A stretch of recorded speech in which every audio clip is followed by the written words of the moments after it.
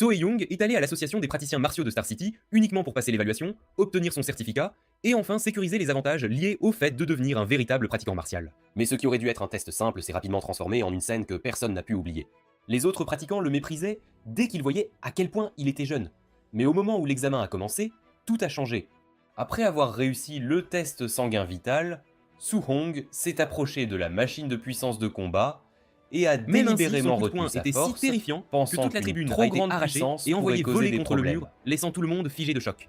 Une machine conçue pour supporter 3000 points de puissance de combat venait d'être soufflée comme une ferraille. Cette démonstration monstrueuse est immédiatement parvenue aux oreilles de Wu Lingxian, la présidente de l'association martiale de Star City. Curieuse à propos du génie qui avait causé un tel chaos, elle a personnellement amené Soo-hong dans son bureau. Là, ce qui semblait être une simple réunion s'est transformé en quelque chose Lui a présenté d'encore des techniques de plus dévidage, incroyable, puis puis a testé son affinité naturelle avec les attributs à l'aide d'une boule de cristal. Ce qu'elle attendait, c'était du talent. Ce qu'elle a vu, c'était un miracle. Le feu a atteint 100%, puis le tonnerre, puis le vent, et en peu de temps, chaque attribut avait atteint sa limite. À ce moment-là, Soo-hong a cessé d'être un simple combattant prometteur pour devenir un génie de niveau monstre que personne ne pouvait ignorer. Mais il n'a pas toujours été aussi fort. Il s'entraînait avec son ami dans un dojo, et celui-ci remarqua que sa compétence était différente. C'est alors que Soo-hong révéla qu'il avait atteint le niveau de la minute de subtilité 2 jours plus tôt. En parlant de la minute de subtilité, c'est l'un des niveaux de maîtrise martiale de ce monde, et les techniques martiales sont divisées en 5 niveaux. Le premier est le débutant, le second est la minute de subtilité, le troisième est de la maîtrise, le quatrième est la grande maîtrise, et le dernier est la perfection. L'ami de Soo-hong était époustouflé par cela, et il lui dit qu'il était pratiquement intouchable parmi ses pairs en ce qui concerne le point Vajra. Quand l'ami de Soo-hong réalisa que le gars ne se fatiguait pas malgré tout l'entraînement qu'ils avaient fait, il décida de se retirer, disant à Soo-hong qu'il devait rentrer chez lui, car il n'était pas une bête comme lui. En sortant, il croisa leur professeur, Lee, qui était venu chercher Soo-hong. Lee informa Soo-hong de l'examen martial et de la nécessité de payer 30 000 yuans pour s'inscrire, la date limite étant le lundi suivant. Soo-hong demanda nerveusement au professeur s'il ne pouvait pas lui accorder quelques jours de plus, et l'homme admit qu'il connaissait toute la souffrance de Soo-hong. Il était conscient que sa famille était en difficulté, mais il ne pouvait rien faire pour aider, car les règles sont les règles.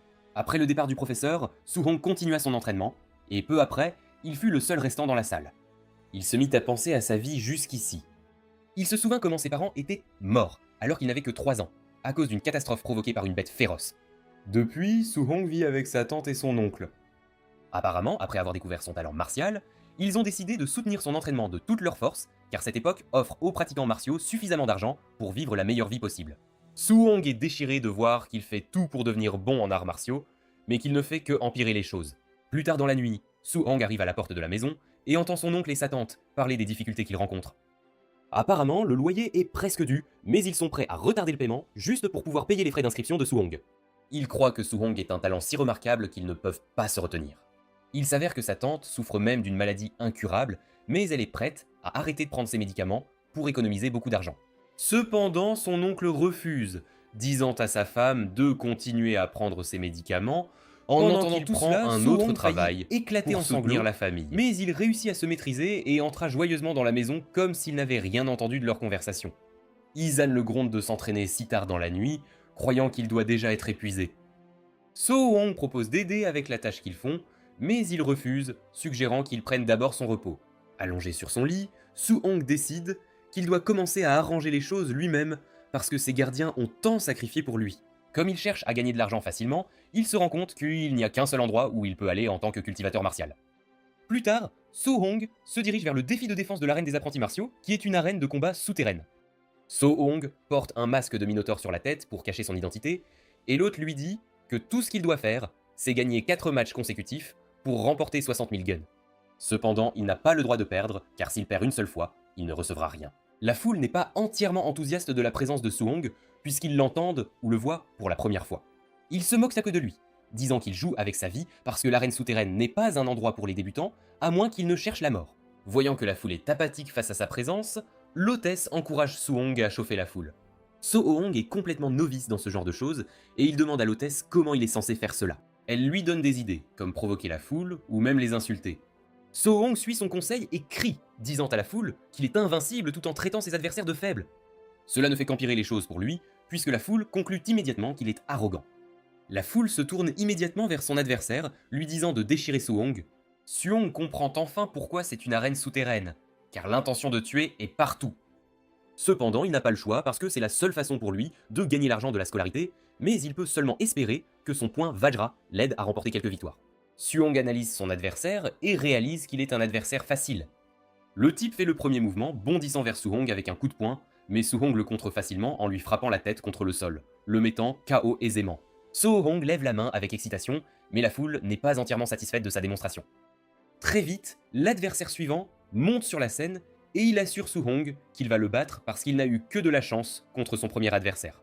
Avec une rapide analyse, Suhong réalise que le type est en fait assez bon et il l'invite à charger contre lui. Le type bondit vers Suhong avec un point, mais cette fois Suhong le rencontre à mi-chemin avec son propre coup de poing.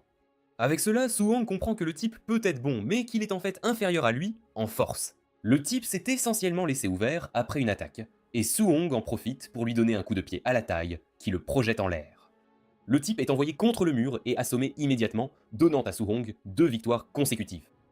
Pendant ce temps, l'homme en charge observe toute la scène depuis son bureau, surpris de la compétence de Suhong, bien qu'il ne soit même pas un pratiquant martial quasi confirmé. Avant qu'il ne s'en rende compte, Suhong a déjà dépassé son troisième adversaire avec un seul match qui le sépare des 60 000 yuan.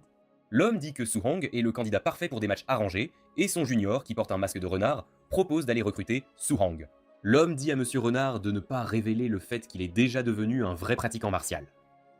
Pendant ce temps, Suhong se voit déjà tenant les 60 000 yuan dans ses mains parce qu'il croit qu'il peut affronter ses adversaires avec son point Vajra au niveau subtilité minute. Juste à ce moment, le renard connu par la foule comme le renard blanc entre dans l'arène et tout le monde est impressionné. Ils ne sont pas totalement impressionnés par l'intervention du renard blanc parce qu'ils savent qu'il est assez fort. Quand Suhong apprend que le type est un pratiquant quasi martial, il réalise que ce sera un combat difficile, mais il n'est pas prêt à perdre.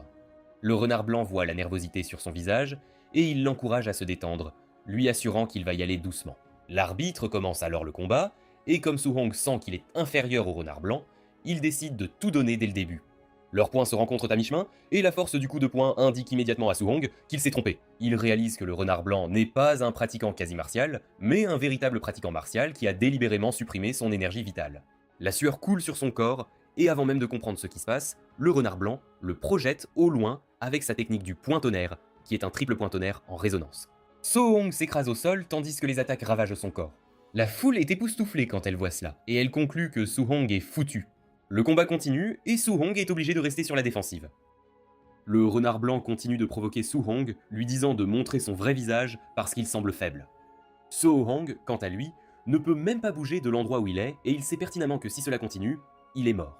Il cherche une ouverture quand le renard blanc lui assène un coup de poing direct au visage, qu'il envoie voler au loin. Suhong s'écrase au sol, le visage défiguré, avec la prise de conscience qu'il perd lentement connaissance.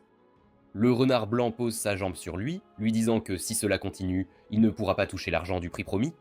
Cependant, il lui fait savoir qu'il a une offre pour lui. Il lui dit de les rejoindre et commence à truquer des combats pour eux, tout en récoltant la totalité des gains. Suhong dit avec assurance au renard blanc qu'il n'est pas intéressé par quelque chose d'aussi honteux. Le ton et l'expression du renard blanc changent alors qu'il dit à Suhong de reconsidérer sa décision. Suhong leur dit qu'il devrait avoir pas honte, leur refuser car cela. Ils se prétendent pratiquants d'arts martiaux avec ce genre de numéro minable qu'ils tirent. Puisque Suhong ne va pas accepter son offre, le renard blanc lui dit qu'il va le rendre inutile pour qu'il ne puisse plus pratiquer les arts martiaux. Le renard blanc lance un coup de pied à Suhong, mais au moment où Suhong réalise la gravité de ce que le renard blanc a dit, il se ressaisit et esquive l'attaque. Il se relève avec la détermination farouche de ne pas avoir le droit d'échouer. Le renard blanc est surpris de voir que Suhong peut encore tenir debout alors qu'il vient de subir toute la puissance de son poing foudroyant. Sans qu'il le sache, Suhong est poussé par la volonté de devenir un pratiquant d'arts martiaux pour offrir une bonne vie à sa famille. Pendant un instant, il envisage l'offre du renard blanc, mais il la rejette immédiatement car il n'est pas du genre à accepter une offre aussi minable pour construire son avenir. Soudain, une fenêtre de statue apparaît devant lui, et le système lui demande ce qu'il est prêt à donner pour sa famille. Sans hésitation, Suhong répond qu'il donnerait tout. Une aura écrasante tourbillonne autour de son corps, et il se retrouve soudain dans un espace étrange. Il y a devant lui une gigantesque silhouette dorée qui dit à Suhong qu'il va lui donner une chance. Soudain, une fenêtre de statue dorée apparaît devant Suhong, affichant ses statistiques et ses techniques. Suhong se demande s'il s'agit d'un écran tactile, mais il le confirme immédiatement d'un simple toucher de la main. Il consulte la section des tâches, où il trouve une tâche nommée Chemin de l'arène. On attend de lui qu'il perfectionne ses arts martiaux dans cet espace, puis qu'il revienne à l'extérieur pour affronter le renard blanc. Comme c'est le tutoriel pour débutants, il est informé qu'il n'y a pas de récompense, So-Hong se demande de quoi la tâche parle quand son clone apparaît derrière lui et lui lance un coup de poing à la tête. So-Hong l'esquive de justesse et réalise que son clone utilise la même compétence que lui. En fait, la compétence de son clone semble même plus affinée que la sienne, qui est plus ou moins une norme de manuel. Puisqu'il s'est trouvé un adversaire digne et un exemple à suivre, So-Hong décide de tout donner. So-Hong se lance à la poursuite de son clone, mais celui-ci évite facilement son coup avant de lancer une contre-attaque qui fait reculer So-Hong. Soudain, So-Hong réalise que la progression de sa technique a augmenté à 10%, alors qu'elle était à 7% avant le duel. C'est à ce moment que So-Hong comprend la simple vérité que son clone peut l'aider à maîtriser sa technique plus rapidement. So-Hong se précipite vers lui et ils commencent à échanger des coups, chaque coup augmentant la maîtrise de la technique. Avant qu'il ne s'en rende compte, il maîtrise une foule de techniques rien qu'en s'entraînant avec son clone et en recevant des coups de lui-même. Après une session rigoureuse, il reçoit enfin un message de félicitations du système, lui disant qu'il a accompli la tâche. On lui demande s'il veut retourner à la réalité et il dit oui. De retour à la réalité, le renard blanc croit que Su joue la comédie en agissant tout cool et mystérieux. Il fonce vers So-Hong, lançant un coup de poing à son visage, mais tout ce qu'il attrape est le postérieur de So-Hong. So-Hong évite facilement l'attaque du type, tout en lui disant qu'il est trop lent. La prochaine chose que White Fox voit, c'est un coup de poing venant droit sur son visage, brisant son masque tout en reconfigurant ses os faciaux. Un seul coup de poing de So-Hong met White Fox à terre, la foule devient complètement folle à ce sujet. So-Hong se tourne alors vers l'hôtesse en lui demandant quand il va recevoir son argent car il vient de gagner son 4e combat. La dame est totalement stupéfaite par ce qu'elle vient de voir, et elle prend son temps avant d'annoncer So-Hong comme le vainqueur tout en révélant qu'il va recevoir la récompense de 60 000 yuan. Le propriétaire de l'établissement est époustouflé par ce qu'il vient de voir, se demandant comment un apprenti martial peut maîtriser la technique du point Vadra. L'homme ordonne alors à 2 de ses hommes de suivre So-Hong sur le chemin du retour qu'il puisse découvrir, se rend vite compte qu'il est suivi, et il ne perd pas de temps pour engager une tactique de manœuvre qui fait perdre leur trace au type. Ils se demandent où il a disparu, mais à leur insu, il est suspendu juste au-dessus d'eux. 1 heure plus tard, So-Hong rentre chez lui, et il donne à ses tuteurs l'argent qu'il vient de gagner. Ils sont choqués en voyant cela, et ils lui demandent d'où il tient cet argent. So-Hong ment en disant qu'il a gagné l'argent en étant partenaire d'entraînement au dojo où il travaille. Il ajoute qu'ils ont décidé de sponsoriser son entraînement à cause de son talent, et son oncle est surpris d'entendre cela puisqu'il s'était plaint avant de l'avarice du dojo. So-Hong calme les deux, leur demandant s'ils ne lui font pas confiance. Les deux reprennent immédiatement leurs esprits, convenant que leur neveu ne leur mentirait jamais. Plus tard dans la nuit, So-Hong monte sur le toit pour réfléchir à quel point la journée s'est bien passée. Il a pu régler l'inscription à l'examen martial et même trouver comment payer son loyer. En fait, les factures médicales de sa tante ont été prises en charge dans une certaine mesure. So-Hong est content d'avoir pu transformer le danger en sécurité grâce au système, mais il réalise qu'à part les niveaux de technique, les autres valeurs n'ont pas changé. Il remarque qu'il y a une valeur appelée valeur D à haut martial, mais il ne sait pas à quoi elle sert. Le système lui dit que vaincre un adversaire supérieur à son niveau lui donnerait 67 points de valeur D à haut martial, et que cela peut être utilisé pour augmenter le sang vital et les techniques martiales. Donc il doit l'utiliser judicieusement. So-Hong décide de l'essayer immédiatement, et il augmente son sang vital, ce qui se reflète instantanément sur son corps. Son sang vital atteint le seuil de 4,21, et il réalise qu'il a atteint le niveau quasi pratiquant martial. Il décide d'ajouter tous les points qu'il possède au sang vital, et il remarque immédiatement une augmentation de sa force physique, tandis que la plupart de ses blessures se sont complètement rétablies aussi. Sentant un pouvoir écrasant dans son corps, il comprend que trouver un bon endroit pour l'essayer est la meilleure solution. Il décide de se rendre au terrain d'entraînement martial de l'école, où se trouve un testeur de puissance de combat. Quelques instants plus tard, il arrive au terrain d'entraînement martial du lycée numéro 1 de Star City, où se trouve l'appareil. Il s'avère que c'est un testeur de puissance de combat de niveau 1, et il décide d'utiliser 70% de la puissance de son coup de poing pour l'essayer. Il prend une profonde inspiration avant de frapper l'appareil, et à son grand désarroi, il le détruit. So-Hong sait qu'il est mort s'il découvre qu'il est celui qui a endommagé la machine. En même temps, il conclut simplement que la machine est défectueuse, c'est pourquoi elle s'est cassée si facilement. Soudain, il entend quelqu'un venir dans sa direction, car ils ont entendu le bruit du testeur. C'est le principal, et le vieil homme manque de perdre la tête en réalisant que le test de l'école a été détruit. Il conclut immédiatement que c'est le travail des 2 génies de l'école, Chen Shan et Li Tu. Le principal décide de donner une leçon aux 2 lorsque l'école reprendra. Plus tard, les étudiants se rassemblent au gymnase de l'école et So-Hong remarque que Chen Shan est tout battu. Il demande à son ami ce qui s'est passé et celui-ci lui explique que Chen Shan a été battu parce qu'il a cassé le testeur du terrain la nuit précédente. So-Hong ne peut rien dire à cela car il réalise que le vieil homme a veillé à ce que Chen Shan prenne la responsabilité. Juste à ce moment, le principal arrive en criant aux étudiants de garder leur bouche fermée, leur disant qu'il a invité un de ses camarades d'armes, un pratiquant martial de niveau 3. En gros, il est là pour enseigner à tous un art martial de rancé, le point de la ruée tonitruante. Les étudiants sont époustouflés par cela, car c'est la première fois qu'ils vont voir un pratiquant martial de niveau 3. Apparemment, les dojos extérieurs facturent généralement des centaines de milliers pour enseigner les arts martiaux de rang C, mais ils vont l'avoir gratuitement à l'école. Suhong, en revanche, se souvient que c'est la même technique que White Fox a utilisée lors de leur match. Suhong admet que c'est assez puissant, puisqu'il s'agit d'un coup de poing à triple résonance. Puisque l'opportunité pourrait ne se présenter qu'une seule fois, Suhong prévoit d'en tirer le meilleur parti. L'entraîneur dit alors aux élèves de faire attention, car il ne va démontrer la compétence que 10 fois du début à la fin. Il leur fait savoir que la quantité qu'ils apprendront dépend d'eux. Sans perdre de temps, l'entraîneur commence la démonstration et lance un coup de poing tout en expliquant que la ruée du tonnerre a plusieurs niveaux. En gros, chaque coup de poing produit un boom tonitruant, et à la maîtrise, il produit 3 résonances. Au niveau subtilité minute, il produit 5 résonances, et à une plus grande maîtrise, il en produit 7. Cependant, il leur fait savoir que si la technique est parfaite, elle peut produire 9 actuel de l'entraîneur. Néanmoins, il leur dit de ne pas se précipiter, parce que même si ce n'est que le niveau débutant qu'ils atteignent ce jour-là, cela suffit. L'entraîneur leur dit alors de suivre son exemple, alors qu'il commence la deuxième démonstration. Des heures plus tard, les étudiants sont déjà épuisés, et personne n'a même réussi à y arriver.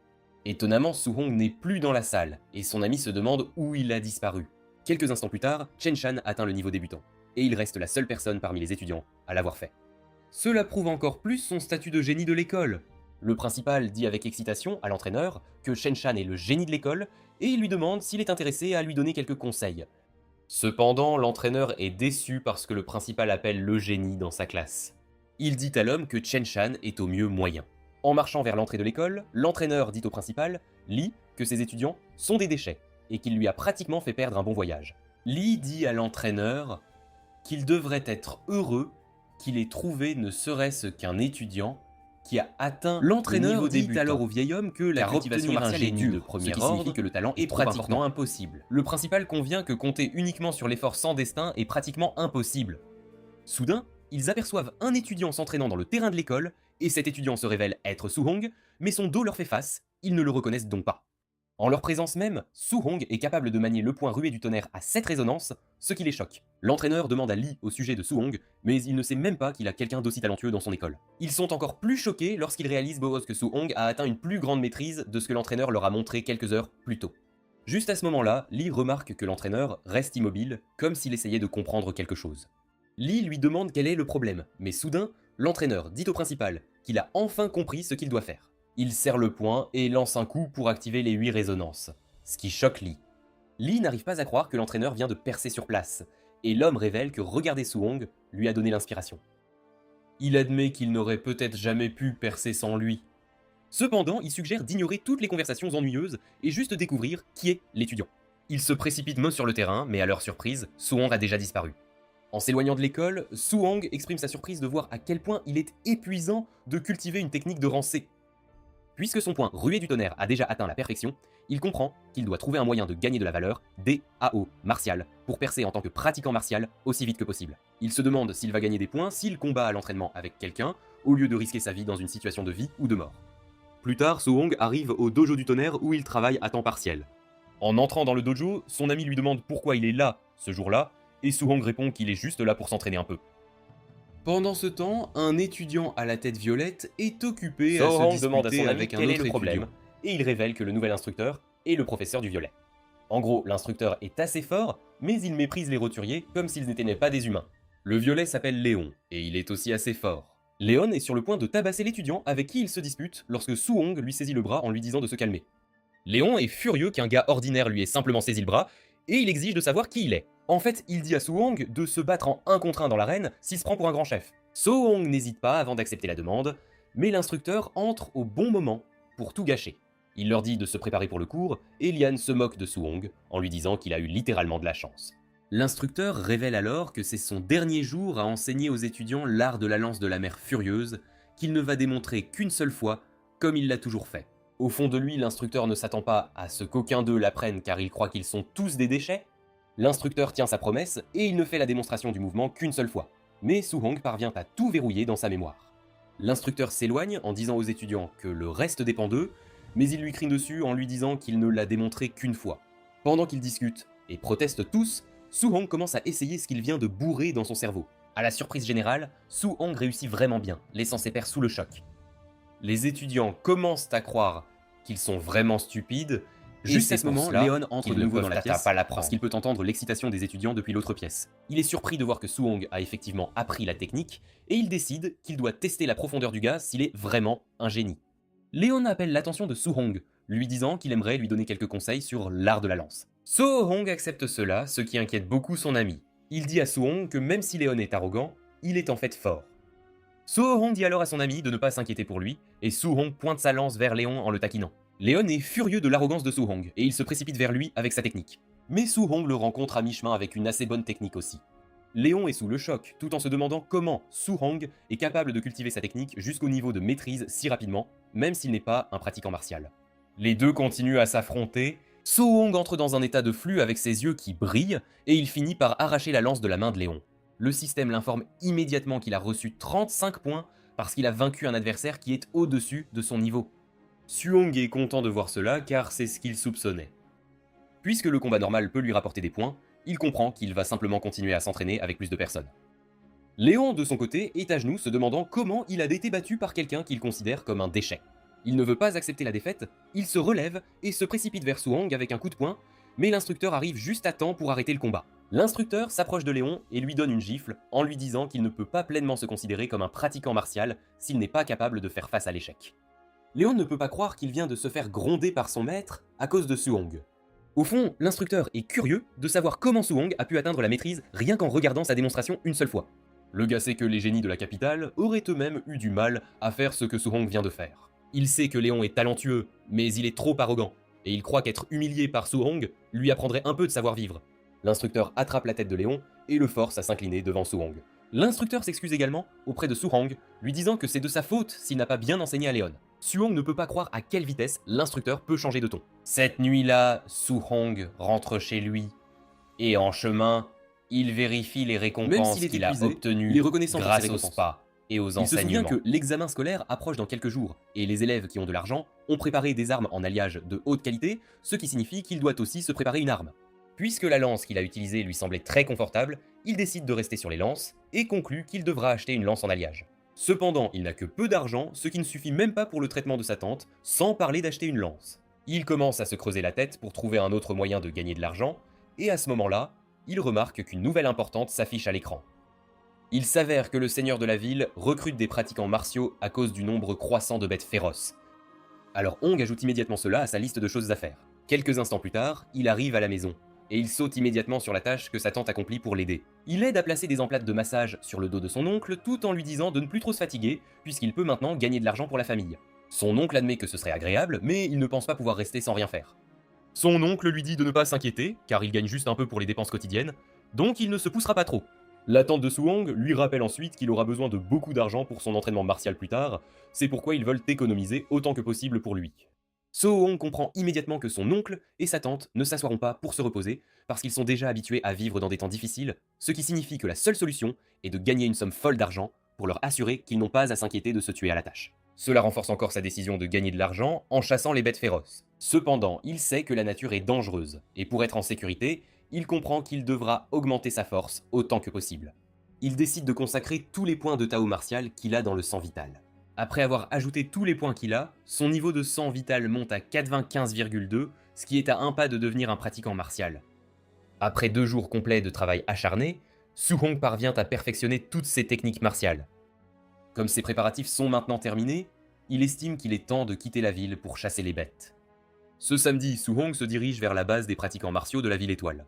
Et comme c'est sa première fois là-bas, il est surpris de la distance. En entrant dans la base, il réalise qu'elle est remplie de pratiquants martiaux qu'on ne voit pas tous les jours. Su-hong prend un manuel où il apprend les points attribués pour chaque bête féroce vaincue, du niveau 1, début de stade, jusqu'au stade avancé. Il s'avère qu'après avoir tué une bête féroce, il faut couper son oreille gauche comme preuve, sinon la mise à mort ne sera pas comptabilisée. Il regarde autour de lui quand il remarque un groupe entrant dans la base. Le gros gars parmi eux porte un grand sac sur le dos, manifestement rempli d'oreilles gauche. L'arrivée du groupe attire l'attention de tout le monde, et à leur tête se trouve un gars aux cheveux blonds. Yeah! Su-hong remarque quelque chose d'étrange dans son aura et sa tenue, ce qui lui fait croire que Ya est un renard blanc de l'arène souterraine. Il s'avère que les pratiquants n'aiment pas vraiment Ya, et la plupart d'entre eux l'auraient été battu si son oncle n'était pas le responsable de la base. Ya remarque bientôt Su-hong debout au loin, et leurs regards se croisent. Su-hong comprend immédiatement qu'il doit s'inquiéter des humains tout autant que des bêtes. Une fois ses affaires réglées, Su-hong dit à l'officiel qu'il part seul, et l'officiel croit que Su-hong va juste mourir dans la nature, car il essaie de prouver qu'il est coriace. En entrant dans les bois, Su-hong prend la décision de revenir avec un sac plein d'oreilles de monstres.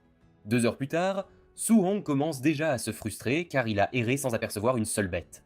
Comme il a erré en périphérie sans succès, il décide d'aller plus profondément dans la forêt.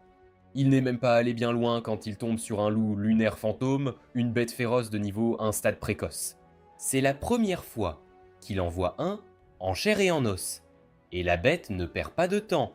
Alors que la bête fonce tête baissée, avec l'intention la rencontre à mi-chemin avec un coup de poing chargé déchirer, qui l'envoie s'écraser contre un arbre.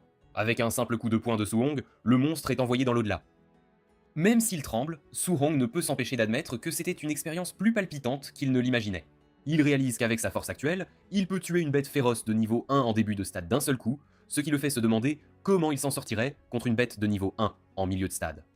Pendant ce temps, il est traqué par un autre monstre qu'il observe depuis les profondeurs de la forêt. Soudain, le monstre passe à l'attaque. Il s'agit d'un ours noir furieux qui est une bête féroce de niveau 1 en milieu de stade. Il bondit vers Su-hong dans l'intention de le prendre par surprise, mais Su-hong le neutralise assez facilement aussi. Avec cela, Su-hong conclut qu'il n'est en aucun danger, tant qu'il ne rencontre pas des bêtes féroces de niveau 2. Su-hong coupe l'oreille de l'ours et il sourit car il vient de sécuriser une prime de 3000. À ce moment-là, le système lui indique qu'il a désormais assez de points de DAO martial, il ressent une présence écrasante au loin qui attire son attention. Cela laisse Su-hong se demander quel type de bête pourrait émettre une présence aussi terrifiante. Il décide d'aller vérifier et se précipite vers l'origine de l'aura. Lorsqu'il arrive, il trouve un groupe de pratiquants martiaux déchirés par un terrifiant grand python de jade noir, qui est une bête féroce de niveau 1 en fin de stade. L'un des pratiquants martiaux tente de bloquer le serpent avec son bouclier, mais il est projeté contre un rocher, ce qui lui coûte finalement la vie. Sans s'en rendre compte, il réalise que le serpent s'est verrouillé sur lui. Le serpent se rue sur lui, le forçant à sauter en arrière en panique. Cependant, le serpent est si rapide qu'il comble la distance en un rien de temps, infligeant un coup qui fait tousser du sang à Su-hong. Su-hong nettoie le sang dans sa bouche et attrape la lance d'un des pratiquants morts en disant au défunt qu'il aimerait emprunter sa lance. Su-hong se tient alors sans peur devant le serpent, ce qui ne fait qu'irriter davantage le serpent. Le serpent attaque Su-hong avec férocité, forçant Su-hong à fuir. En gros, vaincre ce type de monstre demanderait une équipe de pratiquants martiaux travaillant ensemble. Cependant, toutes ces techniques martiales ont atteint la perfection, et il peut facilement tuer un ours noir furieux de niveau 1 en milieu de stade, donc il croit avoir une chance contre le python. Su-hong engage ses techniques de mouvement pour prendre l'avantage sur le serpent avant de l'attaquer avec son art de la lance. La lance traverse le corps du serpent, le faisant pousser un cri de douleur. La lance ressort de l'autre côté et Su-hong court rapidement après elle. Il retire la lance et la lance à nouveau sur le python. Cette fois, la lance transperce le cou du serpent, laissant un trou alors que le python devient encore plus furieux. Le serpent attaque violemment Su-hong pour le prendre par surprise, mais Su-hong est trop agile pour que le serpent puisse l'attraper. En raison de la différence de taille entre eux, Su-hong sait qu'il est assez difficile pour lui de porter un coup fatal en un seul coup. Puisque la situation en est arrivée là, il conclut qu'il ne peut qu'affaiblir la bête autant que possible, jusqu'à pouvoir porter le coup fatal. En esquivant les mouvements du serpent, Su-hong assène un coup de poing puissant sur le corps du serpent avant de revenir chercher sa lance. Su-hong crée de la distance entre lui et le serpent après chaque attaque, afin de trouver une autre ouverture pour frapper de nouveau. Même si cette méthode épuise son endurance, il n'a pas le choix, car c'est la seule méthode sûre qu'il peut utiliser. Alors qu'il halète comme un chien, Su-hong remarque que le serpent commence lui aussi à s'épuiser. Su-hong est convaincu qu'il pourra vaincre le serpent après quelques échanges. Cela motive Su-hong, et juste au moment où il est sur le point de lancer une nouvelle phase d'attaque, il ressent quelque chose d'étrange derrière lui. Il se retourne et voit le grand gars de l'équipe de Ye bondir vers lui avec un coup de poing. Su-hong parvient à lever le bras juste à temps pour bloquer l'attaque, mais il est projeté loin grâce à ce coup lourd. Su-hong parvient à se mettre à genoux en toussant fortement à cause de l'attaque. Il lève les yeux et voit Ye et sa bande arriver en nombre, et sans hésiter, Ye ordonne à Su-hong de lui céder le python. Ye dit à Su-hong qu'il pensait qu'il allait mourir dans la forêt car il l'avait vu quitter la ville seul. Cependant, il est surpris d'avoir la chance de tomber sur un python blessé. Pendant qu'ils sont occupés à en discuter, le python est déjà au bord de la mort. Et puisque Ye prétend qu'il a juste eu de la chance de trouver le python, Su-hong comprend qu'ils viennent juste d'arriver. Su-hong sait qu'il est en infériorité numérique, et pour aggraver les choses, ce sont des pratiquants d'arts martiaux. Su-hong réfléchit à une solution quand le grand gars se jette de nouveau sur lui. Il crie à Su-hong de dégager, mais Su-hong est submergé par la colère. Il crie au type qu'il a seulement été forcé de repousser son attaque précédente parce que c'était une attaque surprise. Il demande au type s'il pense sérieusement qu'il ne peut pas tous les battre. Su-hong frappe alors le type avec un coup puissant, et avant même qu'il puisse réagir, il reçoit un coup de poing à la tête. Le type est projeté au sol, le sortant définitivement de la partie. En voyant les compétences de Su-hong, Ye confirme immédiatement qu'il s'agit bien du gars Minotaur de l'arène souterraine. Ye dit à Su-hong qu'il est littéralement la première personne à l'avoir humilié gravement devant beaucoup de monde. Ye ordonne alors à ses complices de tuer Su-hong. Voyant qu'il va être attaqué, Su-hong saisit la lance et saute dans la forêt. Les types le poursuivent, mais grâce à la forêt dense, Su-hong parvient à rester caché. Cependant, la bande n'a pas peur de Su-hong puisqu'il est seul. Soudain, Su-hong apparaît de nulle part, et avant que le gars au masque ne comprenne ce qui se passe, il est violemment frappé au sol. Su-hong disparaît aussitôt, et Ye réalise que notre gars est plutôt rapide. À ce stade, les complices de Ye commencent à s'inquiéter, car les compétences que Su-hong vient d'utiliser ne sont pas à prendre à la légère. Cependant, Ye leur crie de se taire. Pendant ce temps, Su-hong se cache dans un arbre, sachant qu'il aurait pu affronter tout le monde de front si le serpent ne lui avait pas épuisé l'endurance. Puisque c'est le cas, il lui reste la seule option sûre, celle de les éliminer un par un. Su-hong saute de l'arbre et lance sa lance à côté d'eux pour attirer leur attention. Au moment où ils perdent leur concentration à cause de la lance, il s'en prend à celui qui a de beaux cheveux. Le dernier gars de l'équipe hurle comme un bébé en disant à Ye qu'il serait préférable de fuir car Su-hong est trop fort, mais Ye refuse, disant qu'il doit tuer Su-hong ce jour même. Avant qu'il ne comprenne, Su-hong apparaît de nulle part, comme avant, et frappe le dernier gaz au sol, laissant Ye comme seule personne de l'équipe. À ce moment-là, Ye est déjà terrorisé, se demandant comment Su-hong a pu devenir aussi fort en seulement quelques jours. Étant le dernier de l'équipe, Su-hong décide de s'amuser avec lui. Su-hong court devant lui et quand il se retourne, Su-hong a déjà disparu. Su-hong réapparaît alors derrière lui, mais Ye parvient à réagir. Il crie à Su-hong de ne pas être trop confiant, croyant l'avoir coincé. Ye lance une décharge d'énergie avec son doigt, que Su-hong parvient de justesse à esquiver. La décharge manque la tête de Su-hong et détruit l'arbre derrière lui. Pour éloigner Su-hong, Ye continue à tirer des décharges d'énergie avec ses doigts, grâce à une technique appelée doigt briseur de vide. Su-hong est obligé de changer sans cesse de position, et réalisant la puissance de la technique de Ye, il se demande si c'est une compétence de rang B. Ye commence alors à bavarder, demandant à Su-hong de se montrer, mais il ne s'arrête pas là. Il menace la famille de Su-hong, disant qu'il fera tuer ses proches lorsqu'il reviendra en ville. Cela s'avère être sa plus grosse erreur, car Su-hong entre immédiatement en mode frénésie. Il ignore l'essence de la peur et fonce vers la position de Ye.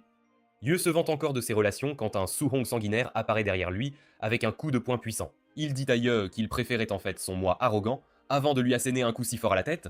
La tête de Ye tourne presque hors de son corps, tandis qu'il est projeté au loin avant de s'écraser contre un mur. Su-hong ressemble à un démon tout droit sorti de l'enfer en s'approchant de Ye, lui disant qu'il aurait dû laisser sa famille en dehors de ça. Le sang coulant de son corps comme de l'eau, Ye demande à Su-hong comment il est devenu aussi fort, ce qui est censé être impossible. Il pose encore des questions idiotes quand le python noir apparaît derrière lui et le frappe au sol avec sa queue géante. Le serpent tourne alors son attention vers Su-hong, et il a l'air plus en colère qu'avant, en lui hurlant dessus. Su-hong réalise qu'il a passé trop de temps à combattre Ye, ce qui a donné au serpent le temps de se rétablir.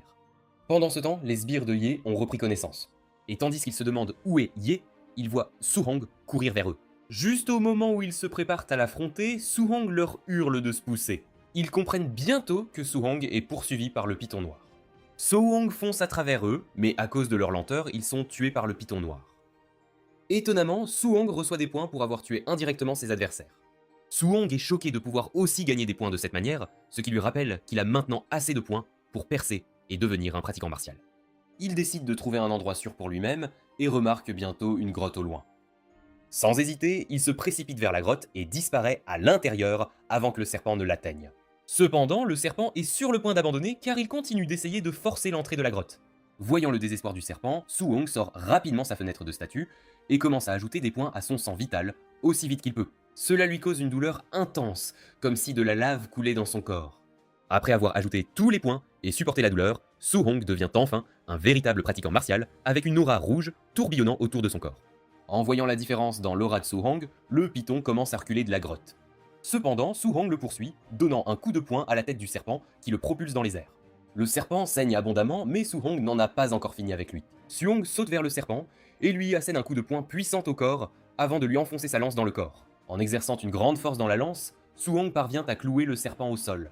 Cela donne à Su-hong l'occasion d'exécuter le poing de la ruée tonnante qu'il frappe sans pitié à la tête du serpent. La puissance écrasante du coup de Su-Hong suffit à écraser la tête du serpent, ce qui lui rapporte 92 points d'AO. Su-Hong est extrêmement fier de lui, car il a pu résister aux attaques du serpent. Lorsqu'il est temps de couper une preuve pour la mort du serpent, il est confus sur ce qu'il doit faire, puisque les serpents n'ont pas d'oreilles. Néanmoins, il comprend que retourner à la base est la chose la plus importante. Alors qu'il s'apprête à partir, il trouve le corps écrasé de Ye sur le sol. Su-Hong lui fait savoir qu'il devrait être reconnaissant d'être mort de cette façon, car il avait manifestement d'autres plans pour lui. Su-Hong décide alors de le fouiller, espérant trouver la technique de haut niveau qu'il utilisait. Heureusement pour lui, il trouve le livre sur le doigt briseur de vide. Cette nuit-là, Su-Hong se ferme dans la grotte pour mémoriser et maîtriser la nouvelle technique qu'il vient de découvrir. Une fois prêt, il fait sortir son clone, et les deux s'engagent dans un combat acharné dans lequel il tente de maîtriser le doigt briseur de vide. Après tant de stress, il parvient enfin à percer le niveau débutant de la technique. Au moment où il revient à la réalité, il se rend compte qu'il saigne déjà du nez, ce qui montre à quel point la technique est puissante. Su-Hong décide de trouver un monstre pour tester la puissance.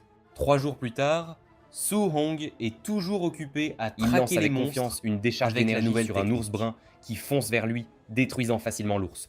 Sûr d'avoir maîtrisé la compétence, Su-Hong conclut qu'il est temps pour lui de retourner à la base.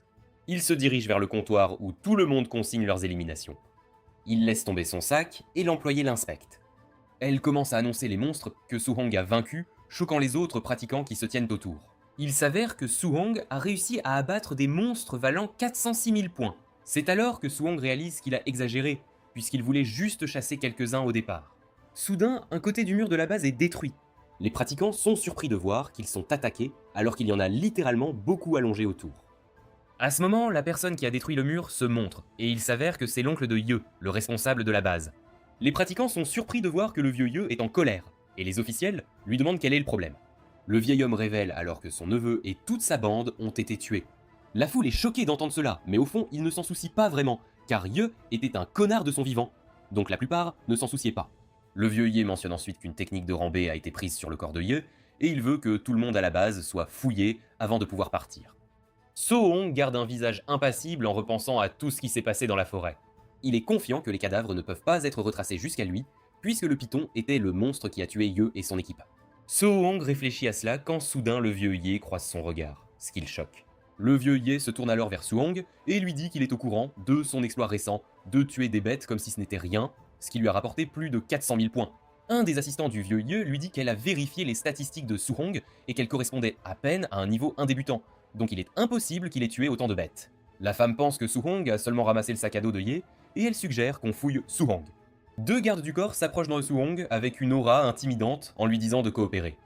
Juste avant qu'ils ne l'atteignent, Su-Hong pointe sa lance sur eux, il lui demande avant qu'ils ne réalisent quoi que ce soit. Su-Hong révèle qu'il est étudiant au lycée numéro 1 de Star City.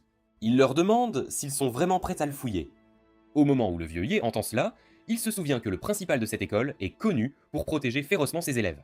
Il sait très bien que le principal n'est pas quelqu'un à prendre à la légère, cependant cela n'aurait pas de sens de s'en prendre à lui. Le vieux Ye admet secrètement que Su-Hong pourrait être un génie, s'il était celui qui a chassé toutes les bêtes, ce qui signifie qu'une fausse accusation pourrait leur causer des problèmes.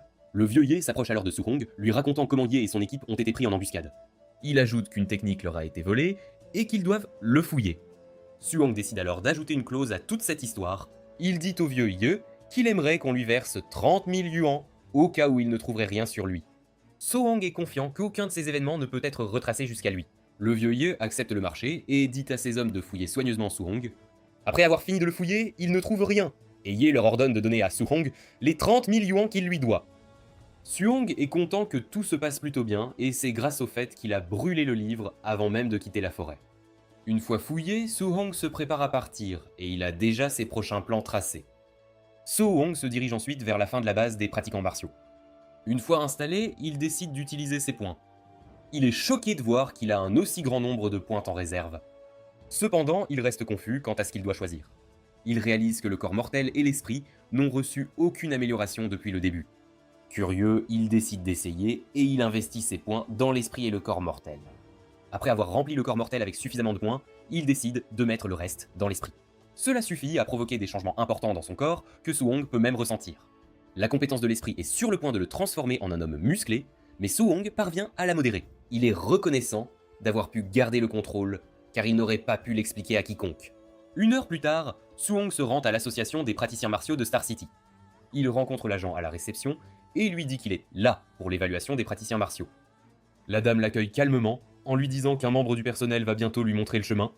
Comme annoncé, un membre du personnel arrive pour le conduire à la section où il va passer le test. En passant devant les autres praticiens, ils sont tous surpris qu'un gamin comme lui vienne passer le test. Le membre du personnel informe Su-hong qu'un praticien martial de niveau 1 a besoin de 100 points de sang vital et plus de 1000 points de puissance de combat pour réussir l'examen. Les praticiens qui le voient croient qu'il est juste là pour essayer. En arrivant au centre de test, Su-hong regarde certains échouer à l'épreuve. Cependant, un candidat, Li Ming, réussit juste devant lui avec une puissance de combat de 1000 points. Il s'avère que c'est un élève de Jiang Ming, et Ming est aussi l'instructeur de Lian. Ming est surpris d'apprendre cela, se demandant combien de disciples il a. Le gars lui dit alors avec arrogance qu'il est son tour pour le test. Li Ming croit que Su-hong va se ridiculiser car il pense avoir une chance. Soudain, son comportement arrogant s'estompe quand il apprend que Su-hong a réussi le test du sang vital avec 123 points. Cependant, il essaie de se calmer en se disant que Su-hong n'a pas encore passé le test de puissance de combat, et c'est l'essentiel. Su-hong est conduit à la machine de test de puissance, se rappelant comment il avait cassé la machine à l'école. Il réalise qu'il est devenu plus fort, alors il décide d'utiliser 4 dixièmes de sa puissance. Soudain, il comprend que cela pourrait mal tourner, car s'il y va trop doucement et n'atteint pas le nombre requis, ce serait mauvais. Il décide alors d'utiliser 5 dixièmes de sa puissance pour éviter les erreurs. Su-hong frappe le testeur de terrain si fort qu'il se décroche de son point d'attache. Le testeur s'écrase contre le mur, choquant ceux qui ont assisté au test. Li Ming, qui était arrogant il y a quelques minutes, ne peut même pas comprendre ce qui vient de se passer devant lui. La capacité du testeur est de 3000 points de puissance de combat, mais Su-hong l'a largement dépassé, et les autres praticiens concluent eux que Su-hong est un monstre. Pendant ce temps, la présidente de l'association martiale de Star City, Wu Lingxian, est vue dans son bureau, se plaignant du manque de prodiges. Elle craint que sa position de présidente soit menacée si elle ne peut pas en fournir un très bientôt. Soudain, un des responsables entre en trompe dans la pièce, lui disant qu'un monstre vient d'apparaître à l'évaluation des praticiens martiaux. La tête de Wu se met immédiatement à tourner à plein régime à cette nouvelle, car c'est exactement ce qu'elle voulait. Plus tard, Su-hong est dans le hall en train de recevoir des instructions d'un membre du personnel. Il lui dit qu'il va recevoir un statut de praticien, tout en percevant une allocation. Soudain, Wu apparaît en haut des escaliers en disant à son subordonné de lui remettre Su-hong. Le gars est choqué que la présidente se montre juste à cause de Su-hong. Wu se présente et dit à Su-hong de la suivre. Su-hong reconnaît l'ordre, mais il est impressionné par la jeunesse de la demoiselle, et elle est déjà une force avec laquelle il faut compter. En arrivant au bureau du président, Wu parle de la façon dont Li lui a dit qu'il n'avait pas de génie dans son école, mais il s'avère que c'était un mensonge. Su-hong demande alors à la demoiselle pourquoi elle l'a amené dans son bureau, car il est venu seulement pour s'enregistrer, en tant que pratiquant d'arts martiaux, afin de toucher son allocation, tout en apprenant une technique de guidage.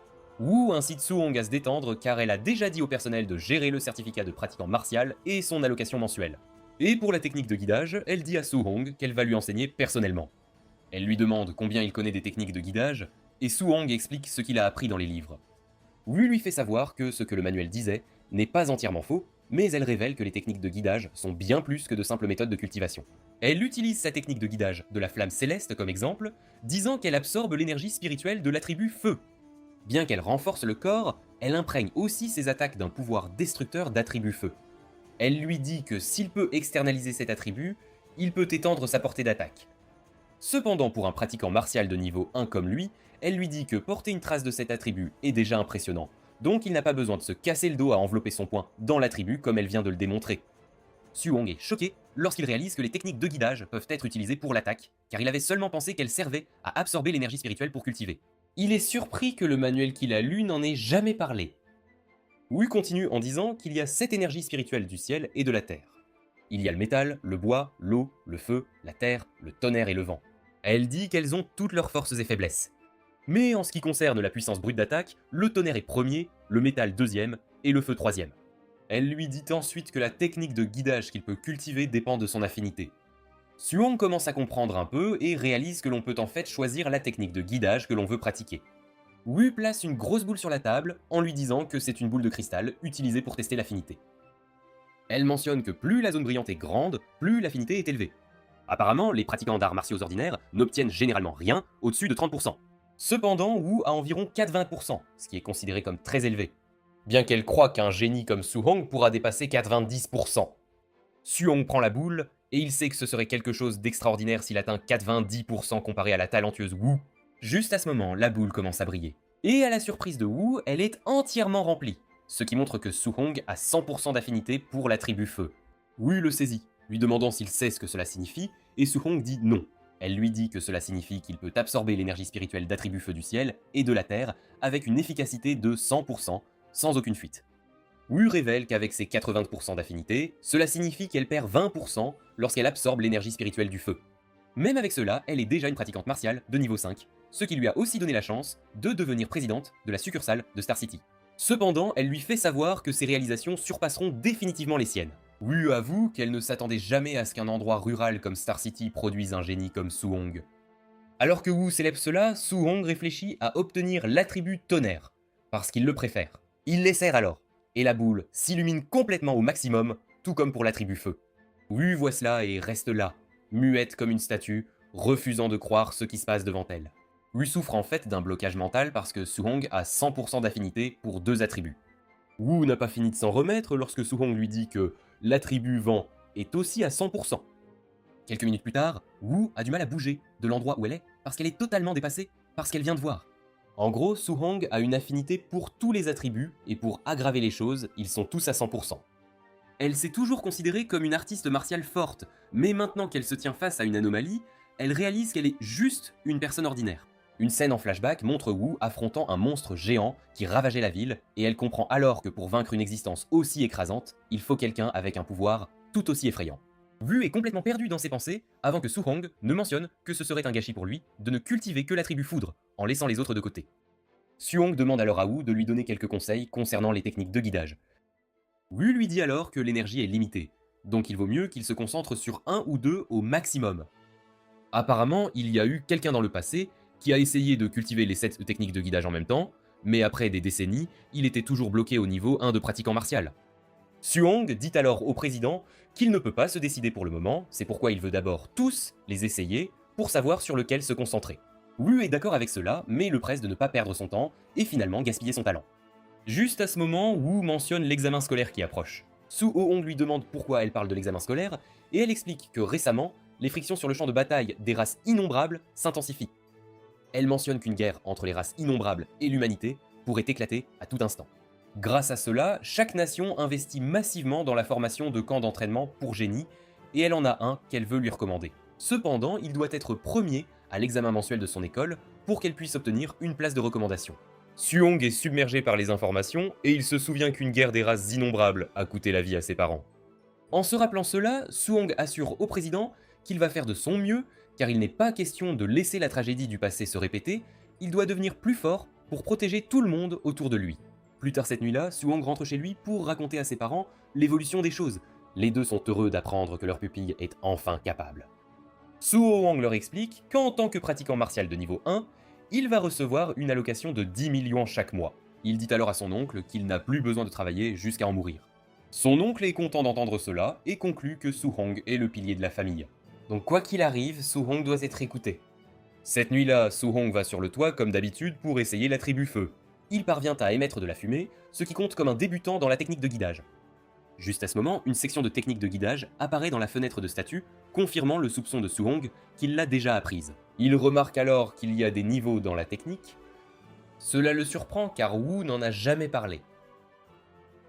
Cependant, il comprend vite que les techniques de guidage ne peuvent être améliorées que par lui, et cela crée en lui un certain enthousiasme. Pourtant, il ne sait pas comment le passage au niveau supérieur se produit. Les améliorer avec des points D à hauts martiaux. Comme il ne sait pas comment cela fonctionne, il décide de cultiver d'abord les autres techniques de guidage. Su-hong s'assoit alors pour se concentrer sur les techniques de guidage, mais plusieurs heures plus tard, il n'a fait aucun progrès car les 7 attributs différents se repoussent. Il se rappelle alors du génie que Wu avait mentionné et qui était bloqué au niveau 1 après des décennies. Même si les 7 attributs sont présents en lui, il ne peut mobiliser qu'un seul à la fois. Chaque fois qu'il essaie d'en forcer un second, ils s'entrechoquent violemment puis disparaissent. Sachant que la foudre et le feu sont proches, Su-hong décide qu'il va essayer de les cultiver ensemble. Plusieurs heures plus tard, Su-hong n'a pas réussi à obtenir le résultat désiré. Cela continue jusqu'au lendemain, mais Su-hong parvient à maîtriser les deux, foudre et feu, en même temps. Su-hong crée une boule de feu avec de l'électricité dans sa main, et il est fier de lui, car après avoir essayé toute la nuit, cela a enfin fonctionné. Il décide qu'il est temps de tester ce nouveau pouvoir. Le lendemain, il se rend sur le terrain d'essai, où il doit tester sa puissance sur le testeur de puissance de combat de niveau 3. Comme il a utilisé 5/10 de sa puissance la dernière fois, Il décide So d'en Hong frappe fort utiliser le testeur 3 et dixièmes étonnamment, cette le fois-ci. résultat était au-dessus de 2000. So Hong comprend enfin à quel point il est devenu fort. Il décide alors de combiner le pouvoir du feu et de la foudre pour voir ce qui se passera. Il frappe la machine encore une fois, et cette fois, elle se casse. Su Hong réalise que sa puissance est assez terrifiante, car il a obtenu un pouvoir extraordinaire en fusionnant 2 capacités. Su Hong pense déjà à ce qui arriverait s'il mettait la main sur les 7 attributs. So Hong retourne ensuite chez lui pour essayer de fusionner 3 attributs ensemble, mais cela échoue car c'est encore plus difficile. Il a essayé toutes les combinaisons possibles, mais il n'y a aucun progrès. Il se demande si augmenter le niveau de la technique de guidage l'aiderait à fusionner les techniques avec succès. Comme l'examen mensuel est le lendemain, Su Hong conclut qu'il serait préférable de gagner suffisamment de points martiaux avant le jour suivant. Le lendemain à l'école, Lee s'adresse aux élèves en leur disant que, la ligne de front devenant très tendue, il y aura chaque année un camp d'entraînement annuel pour sélectionner et entraîner intensivement les génies. Il mentionne que les camps d'entraînement offrent des ressources abondantes comme des pilules et même des grands maîtres qui seront leurs instructeurs. Il révèle ensuite que ce sont les 3 premiers étudiants de l'examen mensuel qui se qualifieront pour rejoindre le camp d'entraînement de Star City. Les élèves sont enthousiastes en entendant cela, mais Su Hong, lui, s'inquiète davantage du grand maître de niveau 7. À ce moment-là, l'ami de Su Hong lui dit que Li Tu et Chen Shan sont maintenant tous deux pratiquants martiaux. Su Hong n'en revient pas d'avoir été absent 10 jours, alors que les deux ont déjà franchi le stade de pratiquants martiaux. So Hong révèle que le directeur avait fait venir l'instructeur Chen pour donner 2 leçons supplémentaires aux deux ces derniers jours. L'ami de So Hong lui raconte les choses impressionnantes que Grâce à Tu cela, et les Chen deux peuvent ont désormais s'affronter pour voir qui est le maître. Pendant ce temps, le directeur et Chen cherchent toujours l'élève d'avant, mais comme ils ne le trouvent pas, ils commencent à supposer qu'il ne vient pas de leur école. À ce moment-là, Jiang Ming arrive à l'école avec Lian et Li Ming. Il taquine le directeur en lui disant que la qualité des élèves cette année ne semble pas très bonne. Le vieil homme demande à Zhang ce qu'il veut, et celui-ci révèle qu'il a amené ses 2 disciples pour s'entraîner avec les élèves afin qu'ils puissent leur enseigner la bonne manière de faire les choses. Le directeur comprend rapidement que Zhang cherche à l'humilier. Cependant, s'il refuse l'offre, cela signifierait qu'il admet que toute son école n'a pas de véritable talent. Le directeur réfléchit à ce qu'il doit faire quand Léon remarque Su Hong parmi les élèves au loin. Léon attire rapidement l'attention de Jiang en lui chuchotant à l'oreille. Jiang tourne aussi dans la direction de Su Hong, et au moment où il confirme que c'est bien lui, il panique, car il ne s'attendait pas à ce qu'il vienne du lycée numéro 1. Jiang comprend immédiatement qu'il vaudrait mieux se retirer, car aucun de ses disciples ne pourrait affronter Su Hong. Jiang taquine le directeur en lui disant qu'il plaisantait, tout en lui affirmant que ses disciples idiots ne peuvent pas rivaliser avec les élèves de qualité qu'il a dans son école. Chen et Li sont presque hors d'eux de colère en entendant cela, car ils croient que Su Hong se moque d'eux sarcastiquement, mais ils ne savent pas que Su Hong a vu quelque chose qui dépasse leur puissance. Peu de temps après, l'examen commence et Su Hong affronte un gars nommé Peng. Tout le monde pense que Su Hong est perdu, car son premier adversaire est un quasi-pratiquant martial. L'adversaire de Su Hong le taquine même en lui demandant s'il est prêt à se retirer, mais avant qu'il ne termine sa phrase, Su Hong le frappe au sol comme s'il ne valait rien. La foule est choquée en voyant cela, car Su Hong a littéralement terrassé un quasi-pratiquant martial d'un seul coup. Ils pensent que c'est un coup de chance, jusqu'à ce que Su Hong continue à vaincre tous ses adversaires assez facilement. Avant qu'il ne s'en rende compte, il est en finale, laissant les adultes se demander d'où il vient au juste. Lee se reproche de ne pas avoir remarqué un talent aussi incroyable tout ce temps. L'instructeur mentionne alors qu'il doit avoir déjà vu Su Hong quelque part parce qu'il lui semble vraiment familier. Pendant ce temps, Chen Shan et Li Tu se battent encore pour savoir qui ira en finale. À cause de leur égalité de force, il est difficile de dire qu'une personne en particulier va gagner. Pendant qu'ils se battent, ils se provoquent encore sur qui c'est le plus fort et qui est le deuxième plus fort de l'école. À ce moment, Chen externalise son attribut pour envelopper de feu ses poings, surprenant les spectateurs. Ils sont stupéfaits car le feu est seulement seconde après le tonnerre en termes de pouvoir destructeur. Tu choques alors tout le monde en externalisant son propre attribut, qui est le métal, plus puissant que le feu pour la destruction. Tu se jettes sur Chen, lançant des attaques rapides qui choquent et tuent tout le monde. Chen ressent la chaleur de l'attaque, et les professeurs réalisent que tu cachais sa vraie puissance depuis le début, d'où sa capacité à vaincre Chen. L'instructeur félicite, tu en disant qu'il a maîtrisé l'externalisation d'attributs en seulement 10 jours, tout en allant dans la finesse extrême. Le vieil homme conclut alors qu'il n'est pas nécessaire de regarder la finale, parce qu'avec cette finesse extrême, Su Hong n'a aucune chance contre tout. L'instructeur est d'accord avec lui, disant que Su Hong aurait peut-être eu une chance s'il avait une technique de guidage. À ce moment, un des instructeurs parie 50 000 sur Su Hong, et le vieil homme accepte rapidement son pari. Peu de temps après, Su Hong et Tu se rencontrent en finale. Tu taquines Su Hong, lui disant qu'il a eu de la chance d'atteindre la finale parce qu'il ne l'a pas rencontré lui, ni Chen, en chemin. Cependant, il lui fait savoir que sa chance est terminée. Su Hong reste muet car il est content d'enfin avoir un bon humain à battre après avoir combattu des bêtes si longtemps. Tu dis à Su Huang qu'il devrait être fier, parce qu'il peut s'appeler le deuxième meilleur de l'école, puisqu'il est arrivé en finale. Su Huang le provoque en lui, demandant qui c'est le premier, et tu se jettes vers lui en disant que c'est évidemment lui. Tu déchaînes un coup de poing tonnerre à 5 résonances qui choque les spectateurs. Au lieu d'esquiver l'attaque, Su Huang décide de rester pour tester sa puissance physique. Les étudiants crient au arbitre, lui demandant de sauver Su Huang car il est sur le point d'être anéanti. Su Huang saute alors sur Tu, et les deux commencent à échanger des coups. Tu es choqué en réalisant que Su Huang peut tenir tête à lui avec une compétence à lui. Su Huang maintient l'intensité, et tu réalises que Su Huang n'est pas un enfant de cœur. Les spectateurs sont émerveillés parce que Su Huang n'utilise aucune technique martiale, vraiment mais il peut tenir tête à tu coup pour coup.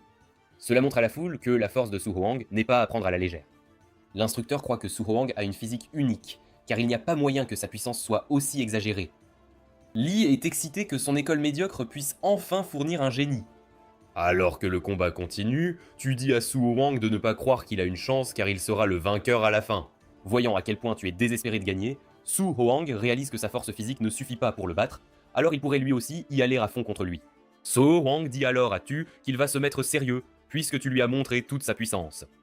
Su Huang externalise alors son attribut tonnerre en se précipitant vers Tu. La peur saisit Tu en voyant cela, car il ne s'attendait pas à ce que Su Huang ait une carte maîtresse. Même les spectateurs se demandent ce qui peut bien se passer. Le professeur pousse un cri comme une grenouille, en voyant comment Su Huang manipule la technique du tonnerre. Quelques instants plus tard, Tu réalises qu'il est dépassé par la technique de Su Huang, car son attribut tonnerre est plus fort que son attribut métal.